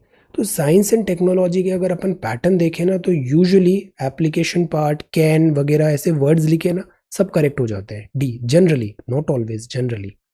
तो देखिए 50 क्वेश्चन हो गए हैं, 50 और बाकी है। विंबलडन ग्रैंड स्लैम्स होते हैं, उसमें जोकोविक क्यों जीतता है? बिकॉज वो 3 सेट का मैच नहीं होता, 5 सेट का होता है। तो ऐसे ही यहाँ पर भी लॉन्जेटिविटी किसके पास है, 15-20 मिनट तो सब फोकस रखते हैं, 120 मिनट तक किसका फोकस मेंटेन रहता है, वो ही फिर जीतता है। वरना क्या क्या होगा, 90 से 100 के जो सवाल होंगे ना, कुछ लोग ऐसे स्टूडेंट्स होंगे जो ये सारे के सारे गलत कर देंगे, आखिर में आके वो एग्जॉस्ट हो जाते हैं। और कुछ होंगे जो कॉन्सेंट्रेशन मेंटेन करेंगे और 90 टू 100 के बीच में 6 सवाल सही कर देंगे, बस हो गया सिलेक्शन। तो आखिरी सवाल तक कॉन्सेंट्रेशन मेंटेन करना है, यही एक सबसे बड़ा मंत्रा है एग्जाम निकालने का। तो 52 पे आते हैं। Which of the following statement is correct about biofortification. Biofortification ये वो प्रोसेस है जिससे इंक्रीज होगा nutritional value of food crops, increasing the density of vitamin and mineral in a crop. तो मतलब फोर्टिफाई कर दिया है, किले की तरह बहुत ज़्यादा मिनरल एंड वाइटामिन उसमें डाल दिए हैं ताकि न्यूट्रिशनल वैल्यू बढ़ जाए। It is a process to increase crop production by the use of artificial fertiliser. Artificial fertiliser क्या होता है, pesticide in high yield crop varieties. बड़ा जेनेरिक सा और फारफेज लग रहा है, artificial fertiliser, pesticide, high yield crop varieties, ये तो ग्रीन रिवॉल्यूशन टाइम ऐसी बातें थी। It is a process of accumulation of chemical in living organism to a concentration higher than that occurring in the inorganic non-living environment। Bogus, biomagnification से confuse करने की बात है, accumulation and magnification no. Farming methodology है aimed at increasing the yields of crops produced in the farming. Crop produce बढ़ाने के लिए एक फार्मिंग मेथडोलॉजी है, जेनेरिक सा बोगस सा स्टेटमेंट है। Right answer is this first. Fortified rice हो रहा है, फोर्टिफाइड व्हीट हो रहा है, फोर्टिफाइड पल्सेस हो रहा है, this extra vitamin and mineral mall nutrition को दूर करने के लिए। सो the right answer is A, bio fortification. Okay, so the right answer is ए 52। तो सी, आजकल ऐसे सवाल ज्यादा आ रहे हैं जो बड़े लंबा लंबा लिखा रहता है, वर्बोसिटी बहुत होता है, वहां जरूरी है कॉम्प्रिहेंशन स्किल्स, रीडिंग भी आनी चाहिए, क्विकली रीडिंग करना है और तुरंत ग्रैस्प करना है कि पूछना क्या चाहते हैं। जीआई टैग बड़ा कॉमन है, पश्मीना शॉल है जम्मू एंड कश्मीर की, कड़कनाथ चिकन मध्य प्रदेश का, तिरुपति लड्डू आंध्रा के, बीकानेरी भुजिया राजस्थान के। ज्योग्राफिकली इंडिकेटर ये जो टैग है किस राज्य को कौन सा करेक्टली मैच्ड है। तो शॉल तो हमें पता है जैक है, केदारनाथ एमपी, तिरुपति आंध्रा और बीकानेरी भुजिया है राजस्थान की। तो यहाँ पर जो राइट ऑप्शन है वो सी हो गया, ऑल। ये भी ट्रू है, ये भी ट्रू है, ये भी ट्रू है, ये भी ट्रू है। So the right answer is C 54। Consider the following statements regarding the land degradation and desertification atlas of India। ये एक एटलस आया है कि खराब land, bad land topography, Thar desert, like land degradation और डेजर्टिफिकेशन एटलस। ये prepare किया space application centre under ISRO. ISRO का काम है ये। रिपोर्ट हाईलाइट करती है rain fed farming land is more prone to erosion than the irrigated land. Rain fed farming और इरिगेटेड, रेन फेड मतलब वो होता है जहाँ बारिश का पानी आ रहा है, तो वहाँ वैसे ही पानी की थोड़ी शॉर्टेज है, पानी की शॉर्टेज है तो लैंड डिग्रेडेशन भी होगा, डेजर्टिफिकेशन भी ज़्यादा होगा। हाईलाइट किया है ज़्यादा प्रोन है well irrigated land. Well irrigated है मतलब वहाँ खेती वगैरह भी हो रहा है, इनपुट ह्यूमन इनपुट भी आ रहा है, तो हम उस लैंड को खराब होने नहीं देंगे। तो ये ट्रू है और इसरो ने इसे बनाया है, ये भी ट्रू है। So the right answer here is C. अब 54 पे हो गए। यूजुअली पहला हाफ अच्छा जाता है, दूसरे हाफ में गलतियां होने लग जाती है, तो कंसंट्रेशन बहुत ज़रूरी है। आप चाहो तो ग्लूकोज वगैरह का बॉटल भी साथ में रख लो, बीच बीच में एक सिप ले लो, एनर्जी वापस रिफ्यूल हो जाती है। ओके, ग्लूकोज या फिर what ever soft drink etcetera जो कंफर्टेबल आप फील करो, नहीं तो प्लेन वाटर भी बहुत अच्छी चीज़ है, बट केयरफुल रहना है, ये नहीं कि OMR वगैरह में पानी गिर जाए, no. Consider the following statements about Jallianwala Bagh massacre. Hunter commission was set up to examine the incident of Jallianwala Bagh. तो जलियांवाला बाग का भी रिस्टोरेशन हुआ है, इसलिए ये सवाल इंपॉर्टेंट है। जलियांवाला बाग मैसाकर और कुछ 100 साल, तो Hunter commission was set examine incident of this. Rabindranath Tagore ji और महात्मा गांधी जी बहुत नाराज हुए थे, साइन ऑफ कंडमनेशन उन्होंने अपने टाइटल्स गिव अप कर दिए थे। तो Rabindranath Tagore ji and Mahatma Gandhi ji sign of condemnation renounce किया Kaiser Hind and British knighthood respectively. तो अब करेक्ट क्या है। अब सी, पहला तो एब्सोल्युटली ट्रू है, दूसरे में एक शब्द लिखा है रेस्पेक्टिवली। ये जब भी रेस्पेक्टिवली होता है ना तो यहाँ कंफ्यूज करने की कोशिश की जाती है कि रविंद्रनाथ टैगोर जी, मतलब यहाँ जो पहला है वो रविंद्रनाथ टैगोर जी, जो बात वाला है वो महात्मा गांधी जी, जबकि एक्चुअल में ऐसा नहीं है। केसरे हिंद महात्मा गांधी थे और नाइटहुड था रविंद्रनाथ टैगोर जी को। तो ये तो गलत हो गया बिकॉज रेस्पेक्टिवली था. So the right answer here is A, one only. ये गलत हो गया बिकॉज गांधी जी हिंद है और नाइटहुड रविंद्रनाथ टैगोर जी हैं. ए इज द राइट ऑप्शन. अब ये है SVEEP. Consider the following statements regarding sweep: systematic voters education and electoral participation. Sweep primary goal है, इनिशिएटिव है to build an inclusive and participatory democracy by encouraging all eligible citizens to vote. ये इसकी website में जाइए, as it is ये line लिखी हुई है. True. It is a flagship programme of the ministry of parliamentary affair. अब ministry में गड़बड़ करना बड़ा आसान होता है, तो ये फ्लैगशिप प्रोग्राम है मिनिस्ट्री ऑफ पार्लियामेंट्री अफेयर. अब पार्लियामेंट्री अफेयर का काम थोड़ी है वोटर इलेक्टोरल पार्टिसिपेशन एजुकेशन करना. ये काम तो इलेक्शन कमीशन ऑफ इंडिया का है, तो ये गलत हुआ, ये ट्रू हुआ. तो right answer is A. A is right, B is wrong. ये गलत हो गया, ये ट्रू हो गया. करेक्ट पूछा था ए, करेक्ट पूछा था. नॉट से गलती नहीं करनी है, टूवर्ड्स द एंड मिस्टेक्स होंगी, तो not presence of mind, concentration lapse नहीं करना है. 57. With reference to Article 21 of the Indian Constitution, consider the following statement. अब आर्टिकल 21 सबसे इंपॉर्टेंट कॉन्स्टिट्यूशन का आर्टिकल 21 है, बिकॉज इसका इंटरप्रिटेशन भी बहुत वाइड है. Rights available under this article is available to Indian citizens only. तो कुछ राइट्स हैं जो केवल इंडियन सिटीजन्स को मिलते हैं. तो क्या आर्टिकल 21 भी वो है? It includes protection from arbitrary executive and legislative proceedings. Arbitrary executive legislative proceeding से प्रोटेक्ट करता है. Life can be taken only by the process established by law. तो आर्टिकल 21 तो राइट टू लाइफ है, तो क्या ये ट्रू होगा? क्या ये ट्रू होगा? क्या ये ट्रू होगा? तो सी करेक्ट पूछा है यहाँ पे. Life can be taken. India में ऐसा नहीं है, हम जैसे डेथ पेनल्टी देते हैं तो लाइफ ले सकते हैं, बट वो प्रोसीजर एस्टैब्लिश्ड बाय लॉ होना चाहिए, राइट टू लाइफ नहीं. So the right answer here is, ये ट्रू है. Life can be taken, process established by law से. ट्रू, आर्बिट्ररी नहीं. आर्बिट्ररी एग्जीक्यूटिव लेजिस्लेटिव प्रोसीडिंग्स भी अलाउ नहीं होगा, ये भी ट्रू है, ये भी ट्रू है, बट ये इंडियन नहीं. अब राइट टू लाइफ एक ऐसी चीज है ना जो फॉरेनर को भी देना पड़ेगा, एक्सक्लूसिव नहीं. जॉब्स एम्प्लॉयमेंट्स होता तो एक्सक्लूसिव कर सकते थे, फ्रीडम ऑफ स्पीच वगैरह भी, but article 21 right to life है, तो ये फॉरेनर को भी देना पड़ेगा. This is very basic. So 2 and 3 is the right option. या ओनली लिखा था, गलत. 58 फिर से आ गया पेसा. पेसा बहुत इंपॉर्टेंट है. PESA is important. Panchayat extension of scheduled area. Consider the following statement. ये इनेक्ट हुआ 1996 में after the recommendation of Bhuria commission. 1996 Bhuria commission. It confers the power of local self government, ownership, management of natural resources to the local tribal community. बड़ा अच्छा लग रहा है, और ये sentence as it is copy हुआ है इस पेसा के अबाउट से. Confer the power of local self governments, ownership, management, natural resources to the local tribal community. Absolutely true. और जो फर्स्ट है इसमें दो गलती हो सकती थी, 96 या भूरिया कमीशन, बट इसमें 96 भी ट्रू है, भूरिया कमीशन भी ट्रू है. So the right answer is C, both 1 and 2. All right. 59. Foreign portfolio investments are more volatile than FDI. मतलब पोर्टफोलियो इन्वेस्टमेंट ज़्यादा वोलेटाइल है, हॉट मनी है, आ भी सकता है जा भी सकता है, than FDI. FDI investors can easily sell their holdings and quit the market. FDI अपनी होल्डिंग बेचेंगे और मार्केट छोड़ देंगे. फॉरेन पोर्टफोलियो इन्वेस्टर्स जो होते हैं वो सेक्टर स्पेसिफिक होते हैं. FDI इन्वेस्टमेंट जनरल टारगेट करता है कैपिटल मार्केट को. तो एक दो FDI होता है. FDI मतलब टेक्नोलॉजी होगा, लॉन्ग टर्म इन्वेस्टमेंट हो रहा है किसी सेक्टर में, जैसे एविएशन में FDI, ऑटोमोबाइल में, डिफेंस में FDI. तो FDI सेक्टर स्पेसिफिक होता है, फॉरेन पोर्टफोलियो नहीं होता. फॉरेन पोर्टफोलियो तो बस कैपिटल मार्केट वगैरह स्टॉक्स में पैसे आ रहे हैं, तो ये गलत हो गया. फॉरेन पोर्टफोलियो मतलब पैसा आ रहा है, सेक्टर स्पेसिफिक नहीं है. This is wrong. FDI investment general target करता है कैपिटल. नो, ये तो FPI करता है कैपिटल मार्केट. FDI तो मतलब कुछ टेक्नोलॉजी आ रही है, प्लांट्स लग रहे हैं, मशीन्स लग रही है, ये सब होता है. ये भी गलत, ये भी गलत.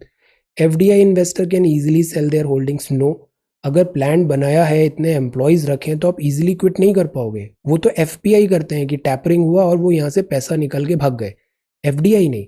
तो इसलिए हम FDI को ज़्यादा पसंद करते हैं FPI से. So first option is only right, A is only right. ये गलत, ये गलत, ये गलत. अब देखिए रीडिंग कितना करना पड़ता है, कॉम्प्रीहेंशन. इसीलिए ज़रूरी है पेपर में रीडिंग कॉम्प्रीहेंशन स्किल्स. ऑलराइट, अब ये बीच में ज्योग्राफी सिटर आ गया. Which of the following countries do not share border with the Caspian sea? Caspian sea, black sea, red sea, very important, Caspian sea. Armenia, Azerbaijan, Kazakh and Turkmenistan. तो बताइए Caspian सी से border कौन share नहीं करेगा? Armenia, Azerbaijan अभी issue भी चल रहा था, है ना. सो the right answer here is A. Armenia share नहीं करेगा बॉर्डर कैस्पियन सी से. तुर्क करेगा, कजाक तो करेगा ही, अजरबैजान भी है बट अर्मेनिया नहीं है. बाकू अजरबैजान है, अर्मेनिया नहीं है. सी, ये कैस्पियन सी है. नीचे ये ईरान आ गया, ये अजरबैजान और ये बाकू हो गया. यहाँ रशिया है, फिर ये कजाक है और इधर तुर्कमेनिस्तान है. ओके, और बीच में है ये कैस्पियन सी. कैस्पियन सी के राइट में है अराल सी, उज्बेकिस्तान और कजाकिस्तान, और लेफ्ट में है ब्लैक सी. डी नाम की ज्यादातर रिवर्स ब्लैक सी में आती है. So the right answer is A, Armenia. 61.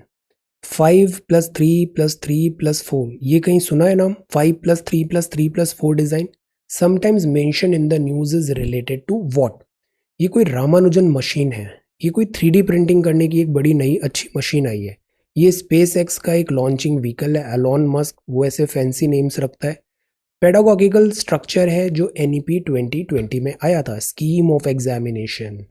सो ये क्या होगा? सिटर है. 533 स्कूलिंग के years, this is this NEP 2020. So the right answer is D. आसान सवाल है. देखिए 61 सवाल हो गए.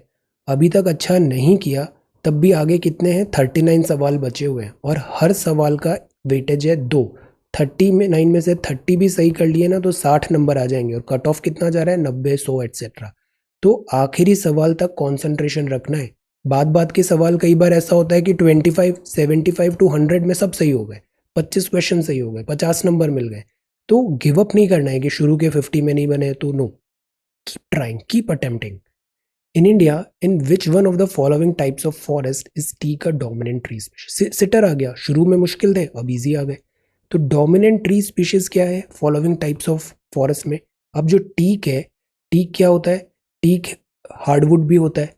तो ये मतलब थॉर्न स्क्रब फॉरेस्ट तो होगा नहीं. टीक तो बड़े बड़े पत्ते होते हैं इसके. ट्रॉपिकल थॉर्न स्क्रब फॉरेस्ट तो होगा नहीं.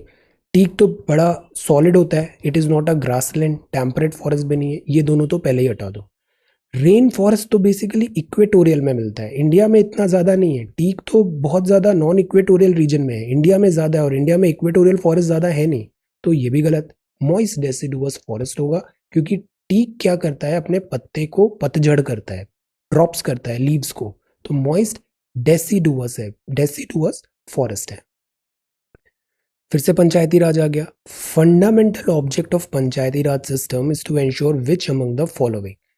पंचायती राज. अब यहाँ पूछा है ऑब्जेक्ट और वो भी पूछा है फंडामेंटल. तो जहाँ ये कीवर्ड रहता है ना उसमें बहुत स्पेसिफिक आंसर लिखना होता है. फंडामेंटल ऑब्जेक्टिव क्योंकि किसी भी स्कीम इंस्टीट्यूशन का बहुत स्पेसिफिक होता है, ब्रॉडन नहीं होता.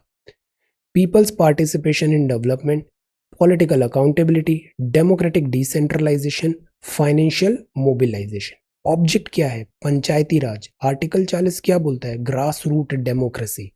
सो यहाँ पे आंसर होगा सी. ये तो होगा ही होगा. पीपल का पार्टिसिपेशन करना है डेवलपमेंट में. ग्राम सभा में हमने सारे जो हैं 21 सबको ग्राम सभा का मेंबर बना दिया. तो ये तो होगा ही होगा. 1 होगा. पॉलिटिकल अकाउंटेबिलिटी, फाइनेंशियल मोबिलाइजेशन, ये हो सकते हैं बट ये फार फेच्ड है. फंडामेंटल ऑब्जेक्टिव नहीं है. फंडामेंटल ऑब्जेक्टिव तो केवल ये 2 होगा स्पेसिफिक. डिसेंट्रलाइजेशन, पीपल पार्टिसिपेशन, ये दोनों बस स्पेसिफिक है. ये दोनों लॉन्ग टर्म में हम देख सकते हैं फेच्ड, फार फेच्ड है, बट फंडामेंटल तो ये दोनों है. So the right answer is C, 1 and 3. 64. Swiss challenge method है, was in news recently, is associated with which of the following? अक्सर हम देखते हैं PPP मॉडल हुआ, एटसेट्रा हुआ, प्राइवेट सेक्टर का पार्टिसिपेशन वगैरह. तो स्विस चैलेंज क्या है? Water storage and water quality को बढ़ाना है. जैसे स्विस नाइफ होता है ना, वो सब काम कर सकता है.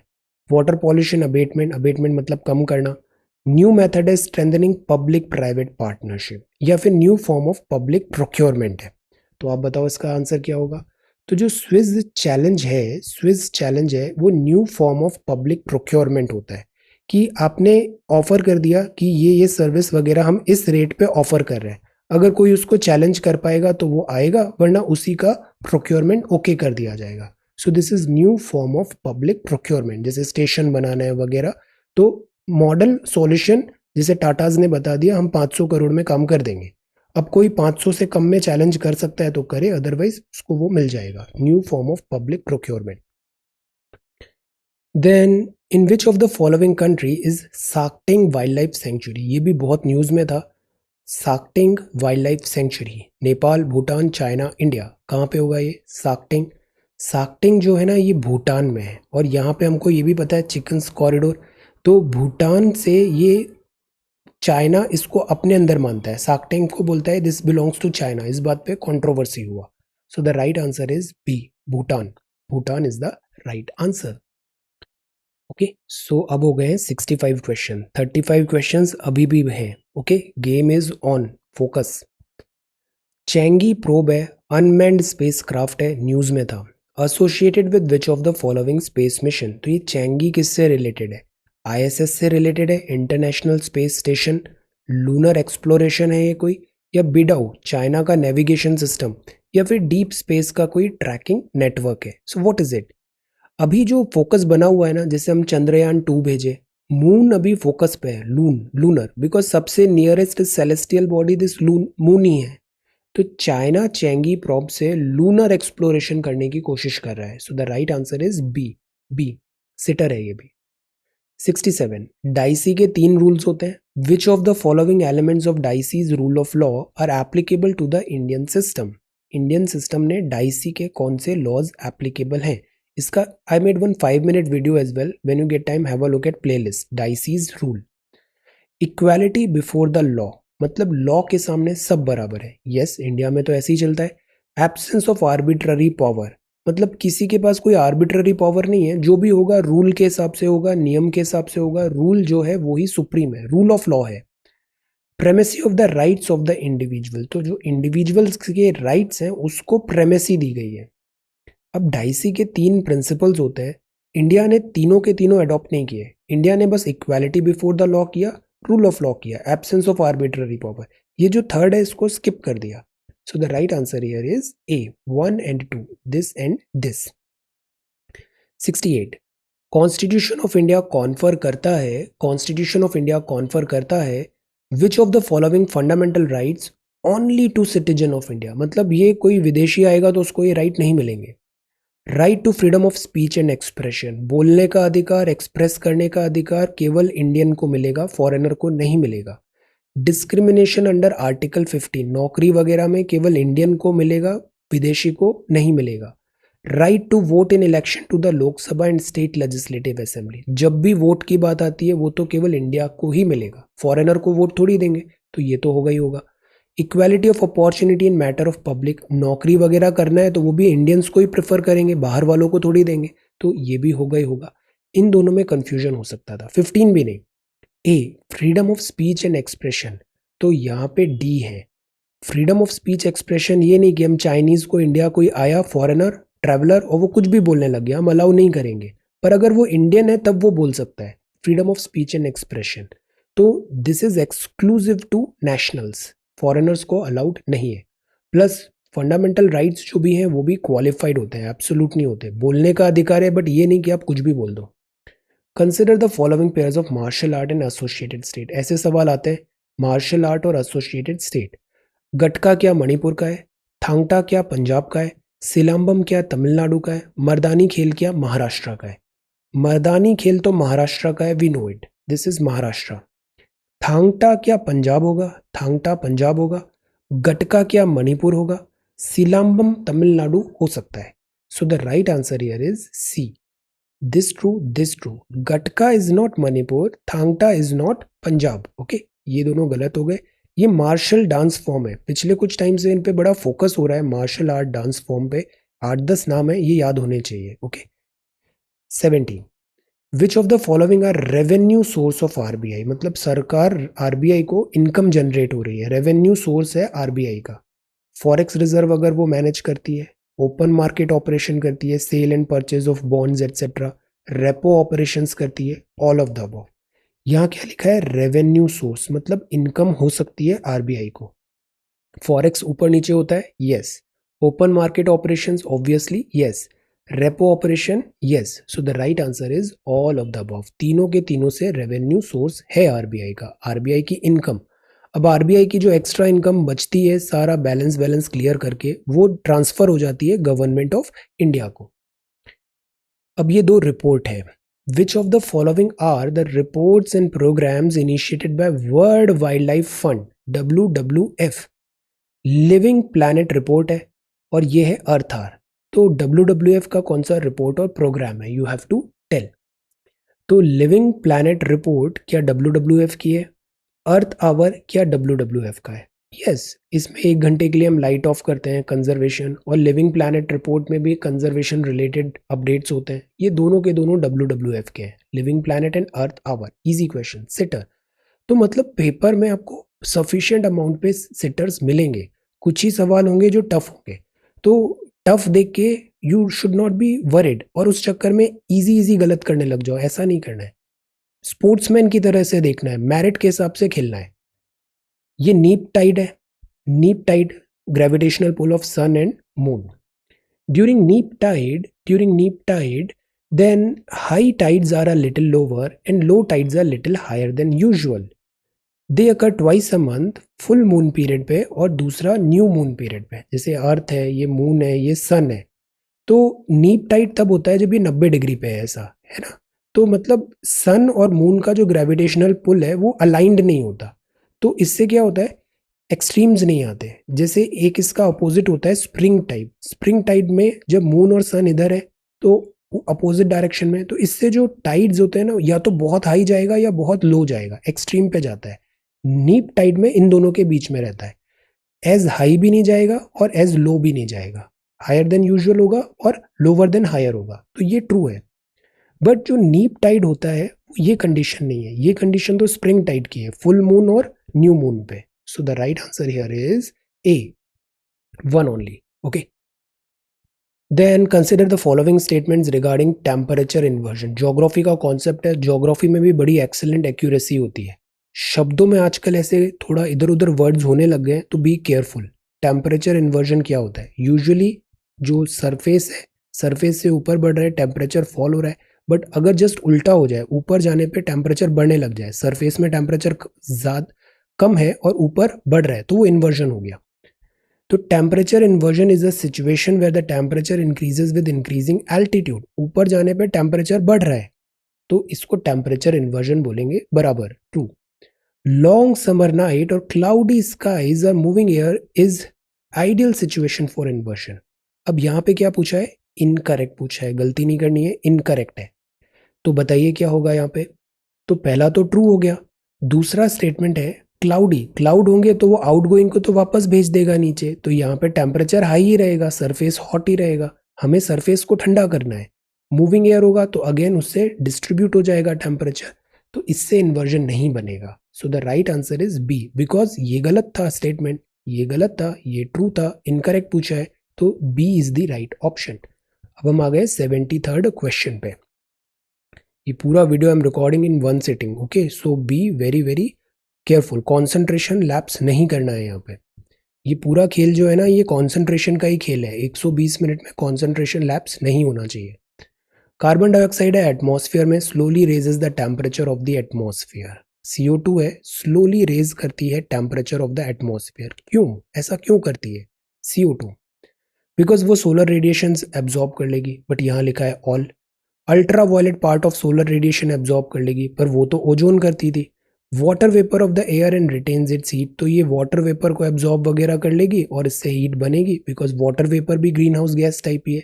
या फिर ये infrared part of the solar radiation को एब्जॉर्ब कर लेती है. Infrared part of the solar radiation, तो यही तो कॉन्सेप्ट होता है ग्रीन हाउस गैसेस का. सो the right answer is D. Incoming आने देती है, आउटगोइंग को ब्लॉक कर देती है. इंफ्रारेड, इनकमिंग आउटगोइंग एब्जॉर्ब हो जाती है और इससे हीट बढ़ने लग जाती है, टेम्परेचर बढ़ता है. अब ये भी आसान हो गया. Smoke is a kind of air pollution caused by burning of large amount of coal, slash and burning of crop, pollutant generated from paint and hair spray. तो बताइए स्मोक क्या है. अभी दिल्ली में स्मोक टावर भी लगा था. तो एयर पॉल्यूशन, स्मोक जो है मतलब स्मोक है और फॉग है. कोल जलेगा तो स्मोक होगा, true. Slash and burn, smoke बनेगा, ट्रू। पॉलिटिन्स भी पेंट एंड हेयर स्प्रे, ये भी स्मोक बना सकते हैं इन अ वे, तो दिस इज ऑल्सो ट्रू। तो the right answer is D. अब हो गए हमारे 75 क्वेश्चंस और 25 क्वेश्चंस आर रिमेनिंग। गेम अभी भी ऑन है।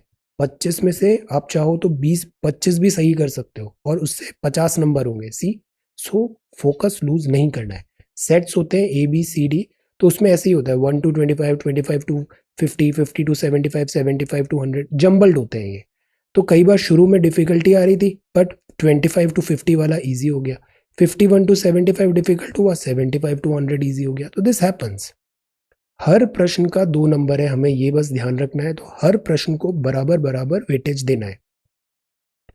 356, article 356 of the constitution of India deals with the failure of constitutional machinery in a state. 356 बताता है failure of constitutional machinery state पे प्रेसिडेंट रूल लग जाएगा। According to the Constitution of India, the High Court can inquire and recommend precedent rules in a state. मतलब high court inquire भी कर सकती है और रिकमेंड भी कर सकती है प्रेसिडेंट रूल किसी स्टेट पे लगाने का। ये काम तो गवर्नर साहब का होता था, हाई कोर्ट, और प्लस ये प्रेसिडेंट साहब लगा रहे हैं, तो हाई कोर्ट प्रेसिडेंट को बोलेगी कि आप यहाँ पे रूल लगाओ? नहीं, इससे हायरार्की गड़बड़ हो जाएगी। तो हाई कोर्ट के पास ये मैंडेट नहीं होना चाहिए। This is wrong. 356 है, ये ट्रू है, कॉन्स्टिट्यूशन का वहां पे फेलियर हो रहा है। करेक्ट पूछा है, so the right answer is A. ये सुप्रीम कोर्ट एक बार फिर भी रिव्यू कर सकती है, इंक्वायर कर सकती है, बट हाई कोर्ट के पास ये मैंडेट नहीं है। So the right answer is this, A only. 77, consider the following statements regarding the concept of secularism. India क्या है? प्रियम्बल में लिखा है हम क्या है? एक सेक्युलर कंट्री है। Indian constitution embodies the negative concept of secularism. Western concept of secularism connotes a complete separation between the religion and the state। तो यही तो नेगेटिव कॉन्सेप्ट होता है और ये वेस्टर्न वर्ल्ड में भी होता है, बट हमारे यहाँ नेगेटिव नहीं है। हमारे यहाँ कंप्लीट सेपरेशन जैसा नहीं है, हमारे यहाँ पॉजिटिव है। पॉजिटिव मतलब all religions are equal, this is positive. So Indian constitution embodies positive concept of secularism, और वेस्टर्न जो है वो कंप्लीट सेपरेशन बोलता है रिलीजन और स्टेट का। ये ट्रू हो गया, ये गलत हो गया। पूछा क्या था? करेक्ट पूछा था। So the answer is B. जोश कम नहीं करना है, ज्यादातर गलतियां आखिर आखिर में होंगी, so careful. Regarding money bill which of the following statement not, not पूछते ही सर्कल, नॉट करेक्ट। अब ये वर्बोसिटी है। A bill shall be deemed to be a money bill if it contains only provision related to imposition, abolition, remission, alteration, or regulation of any tax. A money bill has provision for the custody of the Consolidated Fund of India, Contingency Fund of India भी। Money bill is concerned with the appropriation of monies out of the Contingency Fund of India। तो money bill क्या contingency fund के लिए होता है? Money bill deals with the regulation of borrowing of money, giving of any guarantee bye the government of India. तो मतलब ये सही बैठ जाएगा, दिस इज ट्रू, ये भी बैठ जाएगा। बट यहाँ क्या लिखा था? Money bill is concern with appropriation of money out of the contingency. Contingency मतलब कोई इमरजेंसी यूज आया है, और मनी बिल में तो बहुत सारे हैं कि प्रेसिडेंट प्रायर अप्रूवल लेना है, लोकसभा में ही इंट्रोड्यूस होगा, मिनिस्टर एंड ऑल। तो कंटिजेंसी में तो मनी बिल बैठ नहीं पाएगा फिर। तो दिस इज रॉन्ग, बिकॉज यहाँ पे नॉट पूछा गया है। कंटिजेंसी ये तो एग्जीक्यूटिव एक्शन से हो जाता है। Contingency fund of India, money bill is not required, this is wrong, और नॉट पूछा है, तो C is the right option. अब ये बिकॉज इन्फ्लेशन साल भर बना रहा, तो try to answer which of the following scenarios can support sustainable economic growth. Sustainable economic growth, deflation है, लो एंड मॉडरेट इन्फ्लेशन है, गैलपिंग इन्फ्लेशन है, हाइपर इन्फ्लेशन है। अभी तो नाम से ही लग रहा है। यहाँ क्या पूछा था? Sustainable economic growth. तो आप बताओ हाइपर इन्फ्लेशन से सस्टेनेबिलिटी होगी क्या कि 20-30% इन्फ्लेशन चल रहा है, लाइक दैट? नो। गैलपिंग मतलब भी बहुत इन्फ्लेशन चल रहा है? नो। इन दोनों को देखते हैं। Low and moderate inflation, RBI का पॉलिसी पता है 4+-2, मतलब low and moderate inflation is good, तभी आरबीआई ने 4+-2 बताया, तो ट्रू। डिफ्लेशन जो होता है वो as such not good for economy होता है। एक certain amount of inflation is जरूरी, कीमतों में बढ़ोतरी होनी चाहिए, ये बताता है इकोनॉमी प्रोग्रेस कर रही है। So the right answer is A, 2 only. ये गलत, ये गलत, ये भी गलत। कृष्णदेव राय रूलर ऑफ विजयनगर है, belong to which dynasty that ruled Vijayanagar empire, Karnataka. क्या आप संगमा से थे, सलुवा, टुलुवा या अराविडु? तो कृष्णदेव राय रूलर ऑफ विजयनगर हैं। आप किस डायनेस्टी से थे? आप थे टुलुवा डायनेस्टी से। So the right answer is C. 81 with reference to Beas river consider the following statements. ये जो पंजाब की रिवर्स है ना, ब्यास रिवर, सतलज रिवर, चेनाब, झेलम, राबी, ये सब बड़ी इंपॉर्टेंट है। सोर्स वगैरह पता होना चाहिए, कौन किसकी ट्रिब्यूटरी है, like that. NCERT drainage chapter. Source of river Byas is the same as that of Chenab river, but it flows through Himachal Pradesh. Is it true? Chenab और व्यास रिवर का सेम है जो सोर्स है। This river meets the Sutlej river eight hurricane Punjab. तो Beas river Sutlej से hurricane Punjab में मिलती है। वेटलैंड भी है, हरिके बैराज भी बना है यहाँ पे हमने, हरिकेन पंजाब। करेक्ट क्या है? ये तो करेक्ट लग रहा है। सोर्स जो है उसमें कुछ गड़बड़ हो सकती है, और है भी। जो ब्यास रिवर है ये रोहतांग पास से निकलती है, और जो चेनाब है ये चेनाब निकलती है बारालाचा से, थोड़ा अलग है ये। तो this is wrong, this is true. Sitter, in which one of the following states is Intanki wildlife sanctuary located? ये काफी न्यूज में था, Intanki wildlife sanctuary, migratory birds and all, Intanki wildlife sanctuary. Arunachal, Manipur, Meghalaya, Nagaland. Usually जो north east के national parks और sanctuaries है ना, वो पिछले कुछ टाइम से फेवरेट है, इस एरिया से ज्यादा पूछा गया है। Intanki wildlife sanctuary. So the right answer here is, Intanki कहां पर है? इंतांकी है नागालैंड में, नागालैंड में इंतांकी है। 83rd, अब बात करते हैं हम चार मीनार की, हैदराबादी। The Charminar is situated on the east bank of Krishna river. तो कृष्णा रिवर है और उसके बैंक में चार मीनार है, Charminar. White marble was use in making Charminar eight Hyderabad. तो यहाँ पे वाइट मार्बल लगा है जैसे कि Taj Mahal. White marble was use in making Charminar eight Hyderabad. तो आप बताओ इसका करेक्ट क्या होगा? सी, ये जो व्हाइट मार्बल है ये हैदराबाद में नहीं है, व्हाइट मार्बल नहीं, ये सैंडस्टोन में बना हुआ है। चार मीनार को भी क्लीनिंग की भी बात चल रही थी, यहाँ पे जो एनक्रोचमेंट हो गया है एटसेट्रा, तो व्हाइट मार्बल तो नहीं है। दूसरा यहाँ पे पूछा है कृष्णा रिवर, बट चार मीनार तो हैदराबाद में, और हैदराबाद तो मूसी रिवर पे, तो ये भी गलत हो गया। सो the right answer here is D, Musi. इसमें लाइमस्टोन वगैरह भी है, मार्बल नहीं है, एज सच नहीं है। तो the right answer is D, neither one nor two. अब फिर से मनी बिल आ गया, article 110। Regarding the money bill which is defined by article 110, consider the following statements. अब कुछ कंडीशंस है। मनी बिल भी फेवरेट है यूपीएससी का। It can be introduced either in the Lok Sabha और द राज्यसभा। तो मनी बिल लोकसभा में भी आ सकता है, राज्यसभा में आ सकता है। पहला ही गलत हो गया, तो सी और डी गलत। अब हमें पता है फोर्थ गलत है, इस पे हम जोर ही नहीं देंगे। ओके, अब आते हैं इसमें ए और बी में।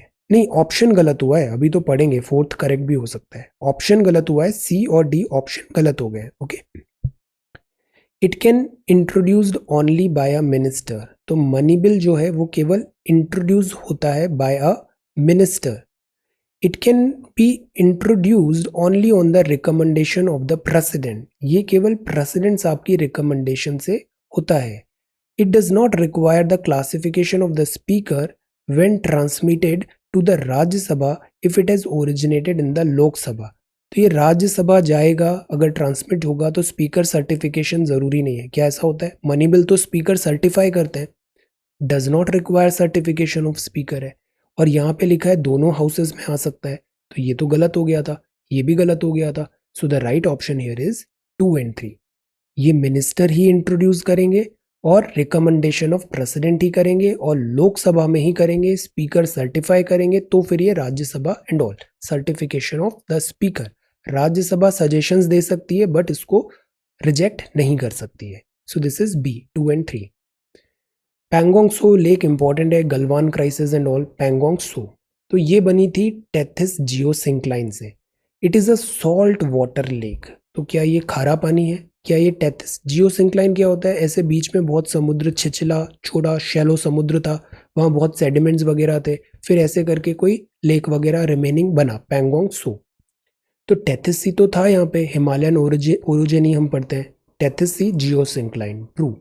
सॉल्ट वाटर लेक है, ये भी ट्रू है। So the right answer is C, दोनों के दोनों ट्रू है। अब फिर वर्बोसिटी आ गई, जल्दी जल्दी पढ़ना है इसे। Consider the following statements regarding e RUPI. E रूपी बहुत इंपॉर्टेंट है, हाल ही में लॉन्च हुआ है। ये कॉन्टैक्टलेस इंस्ट्रूमेंट है फॉर डिजिटल पेमेंट। ई रूपी is a person and purpose specific cashless digital payment solution. किसी एक पर्टिकुलर को सोडेक्सो दे दिया, किसी पर्पज के लिए दे दिया कि इससे आप इतना खाना ले सकते हो। Purpose specific, person specific. Digital instrument है, कॉन्टैक्टलेस इंस्ट्रूमेंट है। क्यूआर कोड भी है, एसएमएस स्ट्रिंग भी है, ई वाउचर है। Deliver to the mobile of the beneficiary. तो is it true? It has been developed by NPCI, the department of financial services, ministry of health, family welfare, national health authority. तो इन सब ने मिलके ई रूपी को बनाया है। अगेन, ई रूपी की वेबसाइट में जाओ, अबाउट में जाओ, वहां से स्टेटमेंट्स देखो, एमसीक्यू बना दो, यूजुअली ये सब सही हो जाता है। Contactless instrument for digital payment है, ट्रू, ये भी ट्रू है। क्यूआर बेस्ड ई वाउचर भी ट्रू है, और एनपीसीआई है, बट साथ ही साथ ये सारी बॉडीज भी हैं, बिकॉज इनकी भी सर्विस होगी जो ई रूपी, सोडेक्सो वगैरह जो होगा, कूपन जो होगा वो यहाँ से एनकैश होगा। तो this is true. So the right answer here is D, all of the above. Alright. 87. The term commonly used to describe a full moon that is at perigee, or when the moon is at the closest position to earth along its orbit. पेरिजी मतलब orbit होता है सबसे पास, apogee मतलब सबसे दूर, तो पेरिजी है। Distance का कॉन्सेप्ट पता है, कोई चीज पास है तो बड़ी दिखती है। तो describe a full moon that is at perigee, पास में है, क्लोजेस्ट पोजीशन ऑफ अर्थ में, तो मून क्या दिखेगा, बहुत बड़ा दिखेगा यूजुअल साइज से। तो उसको क्या ब्लड मून बोलेंगे, सुपर मून, ब्लू मून, या फिर हार्वेस्ट मून। तो जब बहुत बड़ा दिख रहा है तो सुपर मून हो गया। कई बार सुपर मून के साथ साथ because of dust particles and all वो रेडिश भी दिखने लग जाता है, तो ब्लड सुपर मून बन जाता है वो। बट यहाँ जो है कॉन्टेक्स्ट वो केवल सुपर मून का है, पोजीशन बिकॉज यहाँ पे पूछी है, डस्ट एंड ऑल नहीं पूछा, so this is B. 88.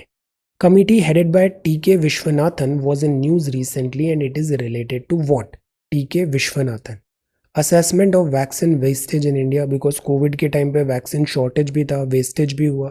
Super cyclones काफ़ी सारे इंडिया में है, उड़ीसा कोस्ट वगैरह में। कोरोना वायरस हेल्थ इंश्योरेंस भी है। साइबर क्राइम्स, बिकॉज क्या होता है कई बार हम देखते हैं ऑनलाइन हेट स्पीच होता है, people unnecessary hateful comments and hateful speeches, hateful etcetera, तो इसको कर्ब करना ज़रूरी है।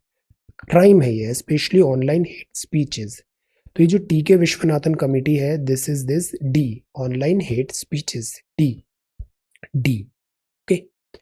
89. In which one of the following groups are all the three countries members of Gulf Cooperation Council? Gulf Cooperation Council. तो GCC में कौन कौन सी है? Kuwait, Oman, Qatar, Saudi, UAE, Iraq. अब देखिए ये पूरा गल्फ है, इस साइड है, इराक इधर है, तो इराक तो कहीं दूर जा रहा है, इराक तो इराक नहीं होगा। बहरीन, कुवैत, यमन, अब यमन इधर है, यमन भी नहीं होगा। ओमान, कतर, इराक, इराक भी आ गया, तो ये भी नहीं है, यमन नहीं है, इधर इराक नहीं है। बट कुवैत हुआ, ओमान हुआ, कतर हुआ, ये सब जीसीसी में है। So the right answer here is A, A. 90. ये जेनेवा कन्वेंशन भी अभी बहुत न्यूज़ में था। What is this Geneva convention? अक्सर हम बोलते हैं जेनेवा कन्वेंशन के प्रोटोकॉल्स फॉलो होने चाहिए, नियम मानने चाहिए। ये न्यूज़ में है। This is related to what? Human rules of war, net neutrality, IPR waiver vaccination के लिए। इंडिया साउथ अफ्रीका बोल रहे थे ना, फाइजर मॉडर्ना वैक्सीनेशन, ये इंटर कंट्री एडॉप्शन के लिए भी है, चिल्ड्रन एंड ऑल। तो ये जो जिनेवा कन्वेंशन ये बना था कि जैसे प्रिजनर ऑफ वॉर हो जाते हैं, सोल्जर्स इधर उधर या फिर एक्सचेंज कर रहे हैं, या फिर वॉर में दे कॉट इन वॉर, तो उनका भी ह्यूमन बीइंग की तरह ट्रीटमेंट करना ज़रूरी है। Human rules for war, atrocities नहीं करनी है। So the right answer is A, A. अब 91 आ गए। अब see I am also feeling tired, but मैं तो बोल रहा हूँ आप लोग सॉल्व कर रहे हो, तो आपको टायर्ड नहीं फील करना है, वरना क्या होगा 90 से 100 के बीच में पता चला एक भी करेक्ट नहीं हुआ तो बहुत लॉस हो जाता है। अक्सर जो बैटल होती है ना, आखिर आखिर में ही हारते हैं। हारना नहीं है, फोकस, क्योंकि 98 99 अगर कट ऑफ है ना, तो आप देखना 90 सबके आ जाएंगे। आखिर में जिसने 2-3 प्रश्न सही कर दिए उसके 2.66 बढ़ जाएंगे, बिकॉज नेगेटिव मार्किंग भी है। और बस 2-3 प्रश्न का ही खेल होता है ये पूरा। Consider the following statements.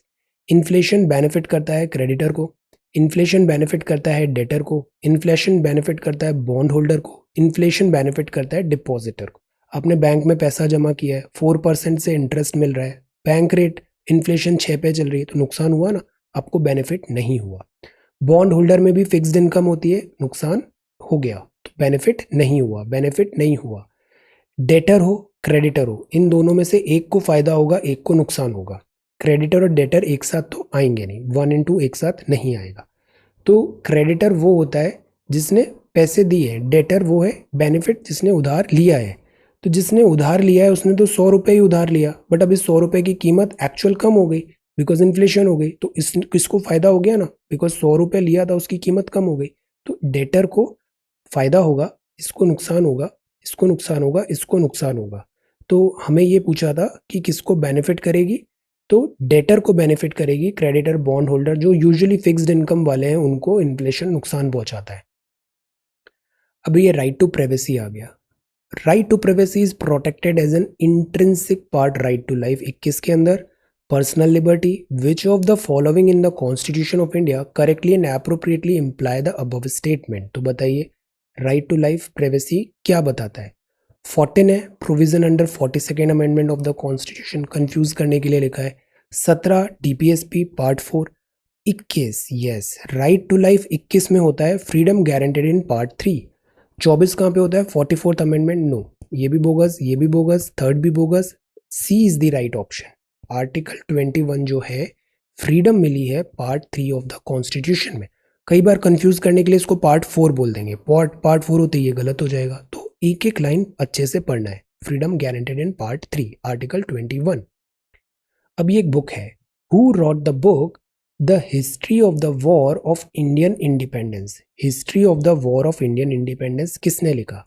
Surendra नाथ बनर्जी, विनायक दामोदर सावरकर जी, रास बिहारी बोस जी, बाल गंगाधर तिलक जी। तो ये जो हिस्ट्री ऑफ द वॉर है ना, 1857 एक हिस्ट्री वॉर ऑफ इंडिपेंडेंस वगैरह है, ये लिखा विनायक दामोदर सावरकर जी ने। अब बात करते हैं मिड डे मील स्कीम की। एक पोषण अभियान अभी लॉन्च हुआ है, प्राइमरी स्कूल्स को भी मिलेगा, दिस नर्सरी को भी मिलेगा मिड डे मील स्कीम। तो with reference to mid day meal scheme consider the following statement. ये लॉन्च हुआ था 1995 में, national programme of nutritional support to primary education.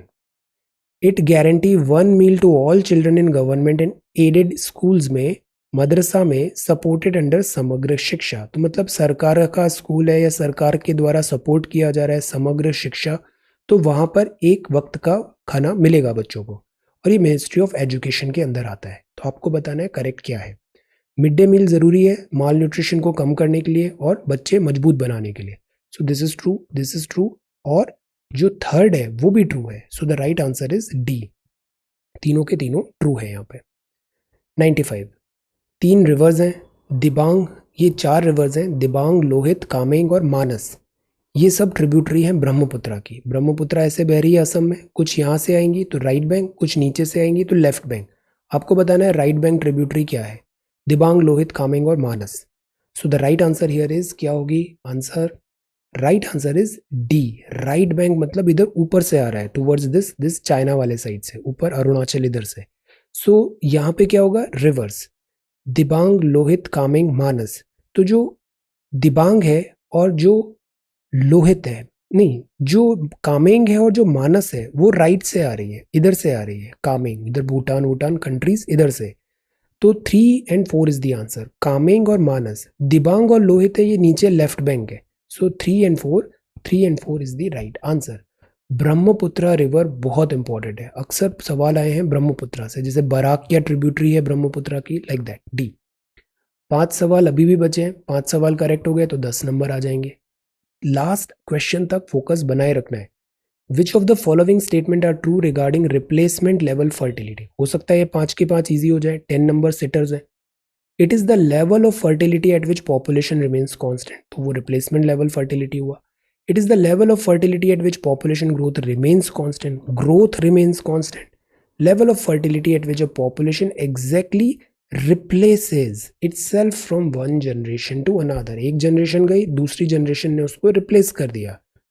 2.4 is called this, TFR होना चाहिए, रिप्लेसमेंट लेवल फर्टिलिटी कहलाती है। So the right answer is C. आसान था ना, सी। अब which among the following events happened earliest, सबसे पहले क्या हुआ, क्रोनोलॉजी। दयानंद जी ने, स्वामी दयानंद जी ने आर्य समाज बनाया। दीनबंधु मित्रा जी ने नील दर्पण लिखा, इंडिगो रिवोल्ट वगैरह। बंकिम चंद्र चट्टोपाध्याय जी ने आनंद मठ बनाया, ये तो 73 समथिंग हो गया। दीन नील दर्पण लिखा आपने। Satyendra Nath Tagore became the first Indian to succeed in Indian civil services examination, earliest. तो यहाँ पे सवाल क्या होगा, 58-59 का जो दौर था उस टाइम पे आपने नील दर्पण लिखा, दीन बंधु मित्रा रॉट नील दर्पण, ये सबसे पहले होगा। So the right answer is B happened earliest. अभी भी 3 सवाल है। Among the following cities which one lies on a longitude closest that of Dehradun. जैसे पहले ऐसा एक सवाल आ गया था दिल्ली और ऐसे, लॉन्जिट्यूड कौन सा सेम है ऑलमोस्ट, ये लॉन्जिट्यूड्स हैं इंडिया के, ऐसे लॉन्जिट्यूड्स, लैटिट्यूड्स ऐसे होते हैं। लॉन्जिट्यूड पूछा है, नॉर्थ टू साउथ हमें बताना है। जयपुर, भोपाल, रायपुर, पुणे। तो देहरादून जो है अप्रोक्सीमेटली सेंटर पे है, इससे आप नीचे ऐसे करोगे, जयपुर तो इधर इधर राजस्थान इधर आ जाएगा, है ना, रायपुर छत्तीसगढ़ इधर आ जाएगा, पुणे महाराष्ट्र इधर आ जाएगा, बचा Bhopal. So the right answer is B. यहाँ पे भी इमेजिनेशन देखना है आपको, मैप का एक रफ आइडिया होना चाहिए। जैसे ये देहरादून था, अप्रोक्सीमेटली सेंटर में था, यहाँ से लाइन ड्रॉ करो, अप्रोक्सीमेटली भोपाल आ गया, जयपुर तो इधर है और नीचे, और रायपुर इधर हो गया, पुणे तो इधर हो गया। तो the right answer is this okay.